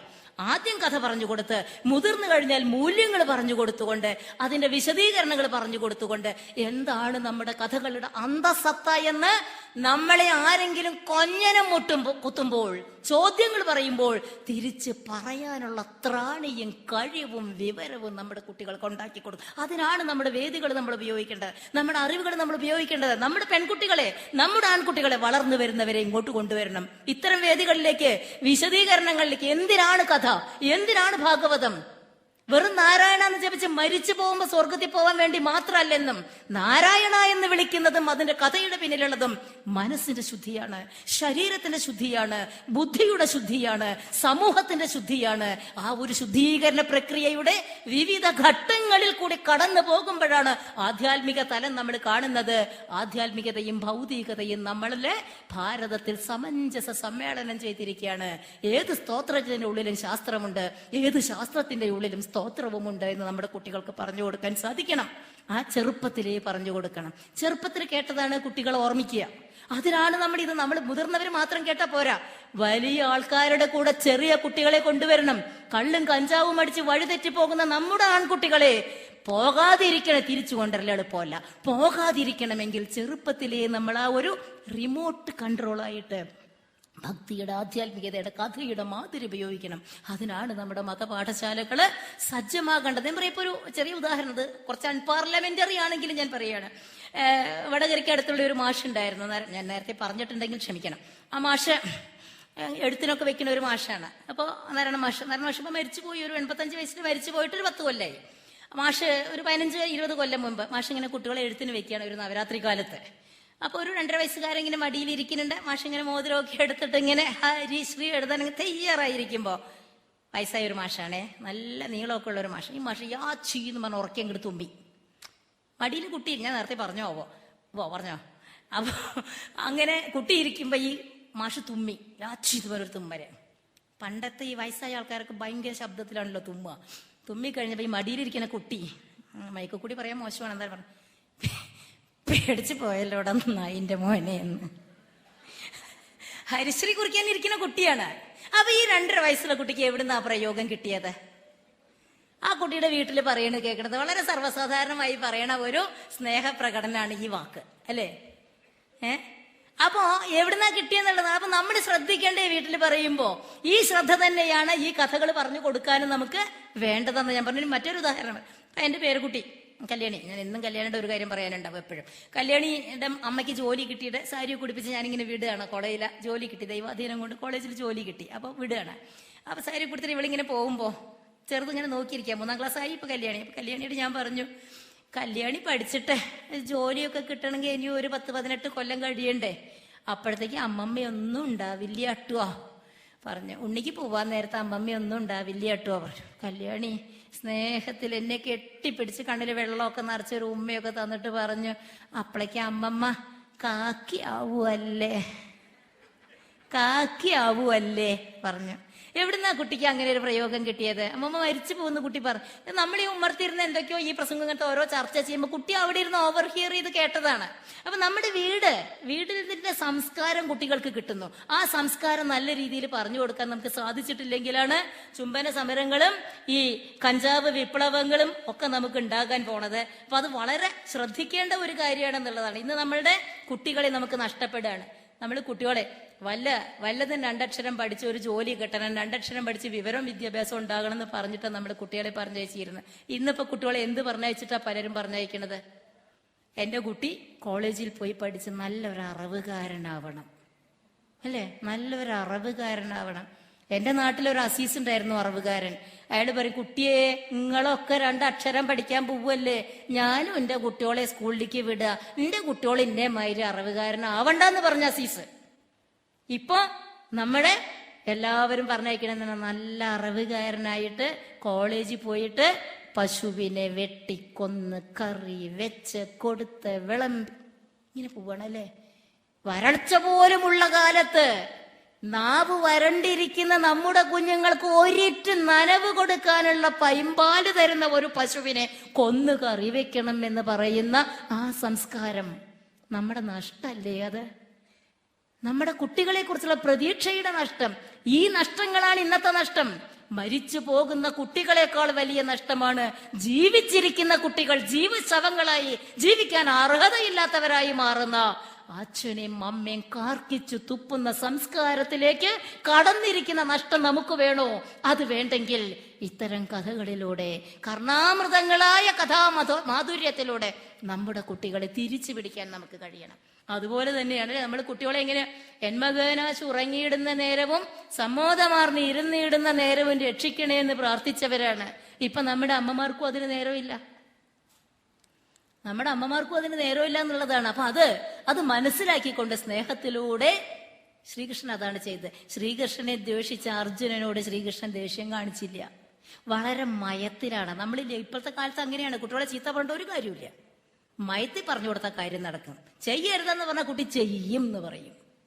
അതുപോലെയാണ്. അപ്പോ മയത്ത് പറഞ്ഞു കൊടുക്കുക. ആ ഒരു മനഃശാസ്ത്രം കൂടി ഇതിന്റെ പിറകിലില്ലേ എന്ന് എനിക്കൊരു സംശയം. ശ്രീകൃഷ്ണനോട് ദേഷ്യം പിടിച്ചിട്ട് എന്തിനാ അർജുന അങ്ങനെ ചെയ്ത, തലയിരിക്കുമ്പോ വാല ആടണ്ട എന്ന് പറഞ്ഞിരുന്നെങ്കിൽ ഇതല്ല സ്ഥിതി. അവിടെ തന്നെ ഒരു യുദ്ധം നടന്നേനെ. പക്ഷേ വളരെ മയത്തില് കാര്യം മനസ്സിലാക്കാനുള്ള സാഹചര്യം സൃഷ്ടിച്ച് കാര്യം മനസ്സിലാക്കിക്കൊണ്ട്, ചെറിയ കുട്ടികളെ പഠിപ്പിക്കില്ലേ, 2 മഞ്ചാടിയും ചേർത്ത് കണ്ടോ 4 മഞ്ചാടി എന്ന് കാണിക്കുന്നത് പോലെ കാര്യങ്ങൾ ചേർത്ത് അനുഭവത്തിലൂടെ പാഠം പഠിപ്പിക്കുന്ന ഔന്നത്യത്തിലേക്കാണ് ശ്രീകൃഷ്ണൻ എത്തുന്നത്. ശ്രേഷ്ഠ വ്യക്തിത്വം. ഇനി അതിന് വരുന്നത് ആരാണ്? നമ്മുടെ ഭരണാധികാരികളെ കൂടി ഒന്ന് സൂചിപ്പിച്ചിട്ടില്ലെങ്കിൽ എന്റെ ദൗത്യം പൂർണ്ണമാവില്ല. സമയം കഴിയാറായിട്ടുണ്ട്. ആ ഭരണാധികാരികൾ എങ്ങനെയായിരിക്കണം? ദുഷ്യന്തൻ പറഞ്ഞത് ശകുന്തളയുടെ സുഹൃത്തുക്കൾ ചോദിച്ചപ്പോ പറഞ്ഞു, ശകുന്തള ഒന്നുമല്ലാണ്ട് അവില്യ ചോദിച്ചു കല്യാണം കഴിച്ചാൽ. അപ്പൊ പറഞ്ഞു, പല പരിഗ്രഹമുണ്ടിവനെങ്കിലും, ഭാര്യമാര് വിവാഹങ്ങള് ഉണ്ടിവനെങ്കിലും കുലമതിൽ നിലനിൽപ്പിന് 2 താൻ. സലില രാശികൾ ചുറ്റിയിടും ഊഴിയും ഭൂമി, സലില ജേക്ഷണ നിങ്ങളുടെ തൊഴിയും. എത്ര വിവാഹം ഉണ്ടെങ്കിലും കുലത്തിന്റെ നിലനിൽപ്പിന് 2 എണ്ണാണ്. ആദ്യത്തെ എന്റെ ഭാര്യ എന്റെ ഭൂമിയാണ്. ആ ഭൂമിയുടെ സമ്പന്നതയും സമൃദ്ധിയും ഐശ്വര്യവും കേടുപാടില്ലാത്ത അവസ്ഥയുമാണ് എന്റെ ദൗത്യം. പിന്നെ ശകുന്തള എന്ന് പറഞ്ഞു, കാരണം മക്കള് വേണം ഭാവിയിലേക്ക്. കാരണം അസ്മൽ പരമ്പത യഥാശ്രുതി എന്ന് പറയാം. അപ്പോ അതാണ് രാജധർമ്മം. അതാണ് ഞാൻ നേരത്തെ പറഞ്ഞ കുലധർമ്മം ചാമാംച പാലയ എന്ന് പറഞ്ഞത്. ആ കുലധർമ്മം, രാജധർമ്മം കുലധർമ്മമാക്കി മാറ്റുന്ന ഒരു രാജപരമ്പര. രാജാവെന്ന് പറഞ്ഞാൽ ഇന്ന് ഭരണാധികാരികളാണ്. അത്തരം ഭരണാധികാരികൾ നമുക്കുണ്ടോ? ഇന്നത്തെ സാഹചര്യത്തിൽ ആ മനുഷ്യൻ, ആ ബ്രാഹ്മണൻ വിമർശിച്ചതുപോലെ നമുക്ക് വിമർശിക്കേണ്ടിയിരിക്കുന്നു. നമ്മുടെ നാട് പ്രകൃതിയെ നശിപ്പിച്ചുകൊണ്ട്, മലകളില്ലാതാക്കി, പുഴകളില്ലാതാക്കി, മരങ്ങളില്ലാതാക്കി, പ്രകൃതിയുടെ കാലാവസ്ഥയെ പോലും വ്യതിചലിപ്പിച്ചുകൊണ്ട് പ്രകൃതിയെ വ്യഭിചരിച്ച് വെട്ടിക്കൊന്ന് ജീവിക്കാനുള്ള സാഹചര്യം ഉണ്ടാക്കിയെടുത്ത ഭരണാധികാരികള്, ഒരിത്തിരി കാശിനു വേണ്ടി, നക്കാപ്പിച്ച കാശിനു വേണ്ടി ഭൂമിയെ നശിപ്പിക്കുന്ന ഭരണാധികാരികള്, പാടം നികത്തി വിമാനത്താവളം ഉണ്ടാക്കണമെന്ന് വാശി പിടിക്കുന്നവര്, ക്ഷേത്രങ്ങളെ വെട്ടിക്കീറിപ്പിച്ച് തിന്നാൻ ശ്രമിക്കുന്നവര്, വിഭാഗീയത ഈ സമൂഹത്തിൽ ഉണ്ടാക്കിയെടുക്കുന്നവര്. ഞാൻ രാഷ്ട്രീയത്തിലേക്ക് കടക്കുന്നില്ല. പക്ഷെ നിങ്ങൾക്കറിയാം എന്നെക്കാൾ, പത്രം വായിക്കുമ്പോഴ്, ചാനൽ കാണുമ്പോഴ്, ഈ വിഭാഗീയതയും ജാതീയതയും വോട്ട് ബാങ്കും ഉണ്ടാക്കിക്കൊണ്ട് സമൂഹത്തെ കഷണമാക്കി മാറ്റുന്നവര്, ഭൂമിയെ നശിപ്പിക്കുന്നവര്, എൻഡോസൾഫാനിലൂടെ കുട്ടികളുടെ നഷ്ടം ഉണ്ടാകുമ്പോഴ് അതിനെതിരെ എൻഡോസൾഫാൻ നിരോധിക്കാൻ പോലും താല്പര്യം കാണിക്കാത്ത രീതിയിൽ കമ്പനികളിൽ നിന്ന് കാശ് വാങ്ങിക്കുന്നവര്, വിഷം വിതയ്ക്കുന്ന കമ്പനികളുടെ കാശ് വാങ്ങി സ്വന്തം വയറ് വീർപ്പിക്കുന്നവര്, സ്വന്തം വീട്ടിൽ നോട്ടെണ്ണൻ മെഷീൻ വെച്ചുകൊണ്ട് ജീവിക്കുന്ന ഭരണാധികാരികള്. നമുക്ക് പ്രതികരിക്കേണ്ടി വരില്ലേ? എന്തിനാണ് ബ്രാഹ്മണൻ പ്രതികരിച്ചത്? ആ ഒരു ഉത്തമ ബ്രാഹ്മണന്റെ കടമ, അറിയുന്നവന്റെ കടമ, വിവരമുള്ള വിവേകമുള്ളവന്റെ സാധാരണ ജനത്തിന്റെ കടമ രാജാവ് മുണ്ടെടുത്തിട്ടില്ല എന്ന് പറയാനുള്ള നട്ടെല്ല്. ആ നട്ടെല്ലില്ലെങ്കിൽ ഇന്ന് ഭരണാധികാരികളെ, നമുക്ക് കുലഗുരുക്കളില്ല. ഇന്ന് പറഞ്ഞു കൊടുക്കാനുള്ളത് അതിലും വിഷം ചീറ്റുന്ന ഓഫീസർമാരാണ് ഇന്നത്തെ കുലഗുരുക്കള്. അപ്പൊ അതിനെതിരെ അത് പാടില്ല എന്നാണ് സന്താന ഗോപാലൻ നമ്മളോട് പറയുന്നത്. അവിടെയാണ് നാശമുണ്ടാകുന്നത്, സംസ്കാരത്തിന്റെ നാശമുണ്ടാകുന്നത്. ബാലമരണങ്ങൾ കേൾക്കാനില്ല എന്നൊന്നും ഇപ്പൊ പറയാൻ പറ്റില്ല. പാവം അട്ടപ്പാടിയിൽ ആദിവാസികൾക്ക് വെച്ച് നീട്ടിയ ആ പൈസ പോലും പറ്റിച്ച് അവിടെ പട്ടിണി മരണങ്ങളും ദുരന്തങ്ങളും ഉണ്ടാകുന്നുണ്ടെങ്കിൽ എവിടെയാണ് സമൂഹത്തോട് കൂറുള്ള, സമൂഹത്തോട് സ്നേഹമുള്ള, കുലധർമ്മം അനുഷ്ഠിക്കുന്ന ഭരണാധികാരികളുള്ളത്? ഇതം മമ എന്ന് പറയുന്നവര് ഇല്ല. ഹിരണ്യായ നമ്മ പറയുന്ന ഒരു അവസ്ഥയിലാണ് നമ്മൾ ജീവിക്കുന്നത്. സ്വർണം മതി, സമ്പത്ത് മതി, അതിന്റെ കൂടെ ലൈംഗികതയും ശരീരവും മതി എന്ന് പറയുന്ന യഥാ രാജ തഥാ പ്രജ. ഈ അവസ്ഥയ്ക്കെതിരെ നമുക്ക് പ്രതികരിക്കേണ്ടതുണ്ട്. സംസ്കാരത്തിന്റെ ഒരു തിരിച്ചു പിടിക്കൽ, ഒരു റെസ്റ്റോറേഷൻ നമുക്ക് അത്യാവശ്യമാണ്. അതിന് ഈ കഥ നമ്മളോട് ഉപദേശിക്കുകയാണ്. കള്ളവും ചതിയുമില്ലാത്ത ധർമ്മദണ്ഡോസ്മി, ഈ ധർമ്മത്തിന്റെ ഈ വടിയാണ് എന്നെ നിയന്ത്രിക്കുന്നത്. ഡെമോക്രസിന്റെ വാളല്ല, പേടിച്ചിട്ടല്ല. ധർമ്മം ഓർമ്മിച്ചുകൊണ്ട് ജീവിക്കുക, ഭരിക്കുക എന്ന് പറയുന്ന ഓർമ്മപ്പെടുത്തുന്ന ഒരു ഭരണസാരഥ്യത്തിന് മാത്രമേ സംസ്കാരത്തെ നിലനിർത്താൻ പറ്റൂ. അതിന് മൂല്യങ്ങൾ വേണം. ആ സമം അമ്മ എന്ന് 1-ാം ക്ലാസ്സിൽ പഠിപ്പിക്കണം. ആ സമം അറ എന്ന് പഠിപ്പിക്കരുത്. നിങ്ങൾ കണ്ടറിയാം, ഏതൊരു മലയാളം പുസ്തകത്തിൽ ഞാൻ കണ്ടതാ. ആ സമം അറ. അറ എന്ന് പറഞ്ഞാൽ മണിയറിയാണ് 5 വയസ്സായ കുട്ടിക്ക് ഓർമ്മ വരണത്. സീരിയലിൽ കണ്ട ആണിന്റെയും പെണ്ണിന്റെയും കളിയ കാണുന്നേ. ഈ കുട്ടീനെ നമ്മൾ എന്ത് സംസ്കാര പഠിപ്പിക്കുക? അതേസമയം അമ്മയുടെ ചിത്രം കണ്ട് ആ സമം അമ്മ എന്ന് പറയുമ്പോഴുണ്ടാകുന്ന ഒരു വൈകാരിക പാരവശ്യം, ആ പാരവശ്യം അതുണ്ടാക്കിയെടുത്താലേ കുട്ടി സ്നേഹമുള്ളവനാവൂ, കുടുംബബോധമുള്ളവനാവൂ, കുടുംബത്തെ സ്നേഹിക്കുന്ന, സമൂഹത്തെ സ്നേഹിക്കുന്നവരായിട്ട് മാറുകയുള്ളൂ. നിയമം ഉണ്ടാക്കിയാൽ പോരാതെ നടപ്പാക്കാനും സാധിക്കണം. അവിടെയാണ് സമൂഹത്തിന്റെ സുരക്ഷ. അപ്പൊ ഇങ്ങനെ വിവിധ മേഖലകളെ ഒരുമിപ്പിച്ചുകൊണ്ട് ഒരുപാട് കാര്യങ്ങളിലേക്ക് വിരൽ ചൂണ്ടുന്നു എന്നതുകൊണ്ട് മാത്രമാണ് ഞാൻ സന്താന ഗോപാലം കഥ ചെറിയ 42 ശ്ലോകങ്ങളിൽ മാത്രം നിൽക്കുന്ന 4200 ശ്ലോകങ്ങളിലേക്ക് വികസിപ്പിക്കാൻ കഴിയുന്ന ഒരു വലിയ സംഭവമാണ് എന്ന് പറഞ്ഞത്. അതൊരു സംഭവമാണ്, സർവസ്പർശിയായ, സമൂഹസ്പർശിയായ സംഭവം. ആ സംഭവത്തെ ഉൾക്കൊള്ളാൻ നമുക്ക് സാധിക്കണം. ഇനി ഞാൻ എൻ്റെ പ്രസംഗത്തിൽ നിന്ന് മാറുകയാണ്. ഒരു വിഷയം കൂടി നിങ്ങളുടെ മുന്നിൽ അവതരിപ്പിക്കാനുണ്ട്. നേരത്തെ എൻ്റെ സുഹൃത്ത് ശ്രീ ബാബുരാജ് സൂചിപ്പിച്ചതാണ്. ഞാൻ പറഞ്ഞ അമ്മ, ഞാൻ പറഞ്ഞ കുട്ടി, സന്താനം. ഈ സന്താന ഗോപാലത്തിന് വേണ്ടി സന്താനങ്ങളിലൂടെ ധർമ്മത്തെ നിലനിർത്താനും സന്താനമാകുന്ന ധർമ്മത്തെ നിലനിർത്താനും ധർമ്മത്തിന്റെ തുടർച്ച ഇവിടെ സ്ഥാപിക്കാനും വേണ്ടി സ്ത്രീ അമ്മ എന്ന രീതിയിൽ ആദരിക്കപ്പെടേണ്ടതിന്റെ ആവശ്യകത ഓർമ്മിപ്പിച്ചുകൊണ്ട് കേരള ക്ഷേത്ര സംരക്ഷണ സമിതിയുടെ ഈ 50-ാം വർഷത്തിൽ, മാതൃസമിതിയുടെ സ്റ്റേറ്റ് പ്രസിഡന്റാണ് ഞാൻ, എൻ്റെ നേതൃത്വത്തിൽ ഞാൻ പറയുന്നില്ല, ഇങ്ങനെയാണെങ്കിലും ഒരു രഥയാത്ര, അതിന്റെ പേരാണ് സ്ത്രീ സ്വാഭിമാൻ യാത്ര നടത്തുകയാണ്. ജനുവരി 24-ന് കാസർഗോഡ് കുമ്പളയിലെ അനന്തപുരം ക്ഷേത്രത്തിൽ നിന്ന് ഫ്ലാഗ് ഓഫ് ചെയ്ത് മല്ലികാർജുന ക്ഷേത്രത്തിൽ വെച്ച് ഗോവ ഗവർണർ മൃദുല സിൻഹ ഉദ്ഘാടനം നിർവഹിക്കുന്ന ആ സ്ത്രീ സ്വാഭിമാൻ യാത്ര ഓരോ ജില്ലയിലും 4ഉം 5ഉം സ്വീകരണങ്ങളും ഓരോ ദിവസവും ഒരു വലിയ സമാപനവും കഴിഞ്ഞ് 68 സ്വീകരണവും 14 സമാപനവും ഒരു ഉദ്ഘാടനവും കഴിഞ്ഞ് ഫെബ്രുവരി 7-ന് തിരുവനന്തപുരത്ത് ഒരു വലിയ സമാപന സഭയിലേക്ക് കടക്കുകയാണ്. ഈ യാത്രയുടെ ലക്ഷ്യം അല്ലെങ്കിൽ സന്ദേശം എന്ന് പറയുന്നത് മാതൃദേവോ ഭവ, അമ്മയായി, അമ്മയും പെങ്ങളുമായി സ്ത്രീയെ കാണാനുള്ള ഒരു മനസ്സ് പുരുഷനിൽ ഉണ്ടാക്കിയെടുക്കുക. സ്ത്രീയെ അമ്മയായി ആദരിക്കുന്ന ഒരു മനസ്സ് പുരുഷനിൽ ഉണ്ടാക്കുകയാണെങ്കിൽ, നിയമം നമുക്കുണ്ട്. സ്ത്രീ പീഡനങ്ങൾക്കെതിരെ, സ്ത്രീ സുരക്ഷയ്ക്ക് വേണ്ടി നിയമങ്ങളുണ്ട്. കുറ്റവാളികളെ അടക്കം നമ്മൾ പിടിച്ച് അകത്തിടുന്നുണ്ട്. പക്ഷെ ഇതുകൊണ്ടൊന്നും സ്ത്രീ പീഡനം കുറഞ്ഞിട്ടില്ല. കാരണം ഇതൊക്കെ നിയമപരമാണ്, ബാഹ്യമാണ്. ആന്തരികമായി, താത്വികമായി, ദർശനപരമായി, മാനസികമായ, സാംസ്കാരികമായ ഒരു മാറ്റം വേണമെങ്കിൽ സ്ത്രീയെ ആദരിക്കുന്ന, അമ്മയായി ആദരിക്കുന്ന ഒരു തലമുറയെ വാർത്തെടുക്കണം. ഇനി പുരുഷൻ ആദരിച്ചാൽ മതിയോ? സരിതാ നായരെ എത്ര അമ്മയായിട്ടാണ് നമ്മൾ ആദരിക്കുക? പറ്റില്ല.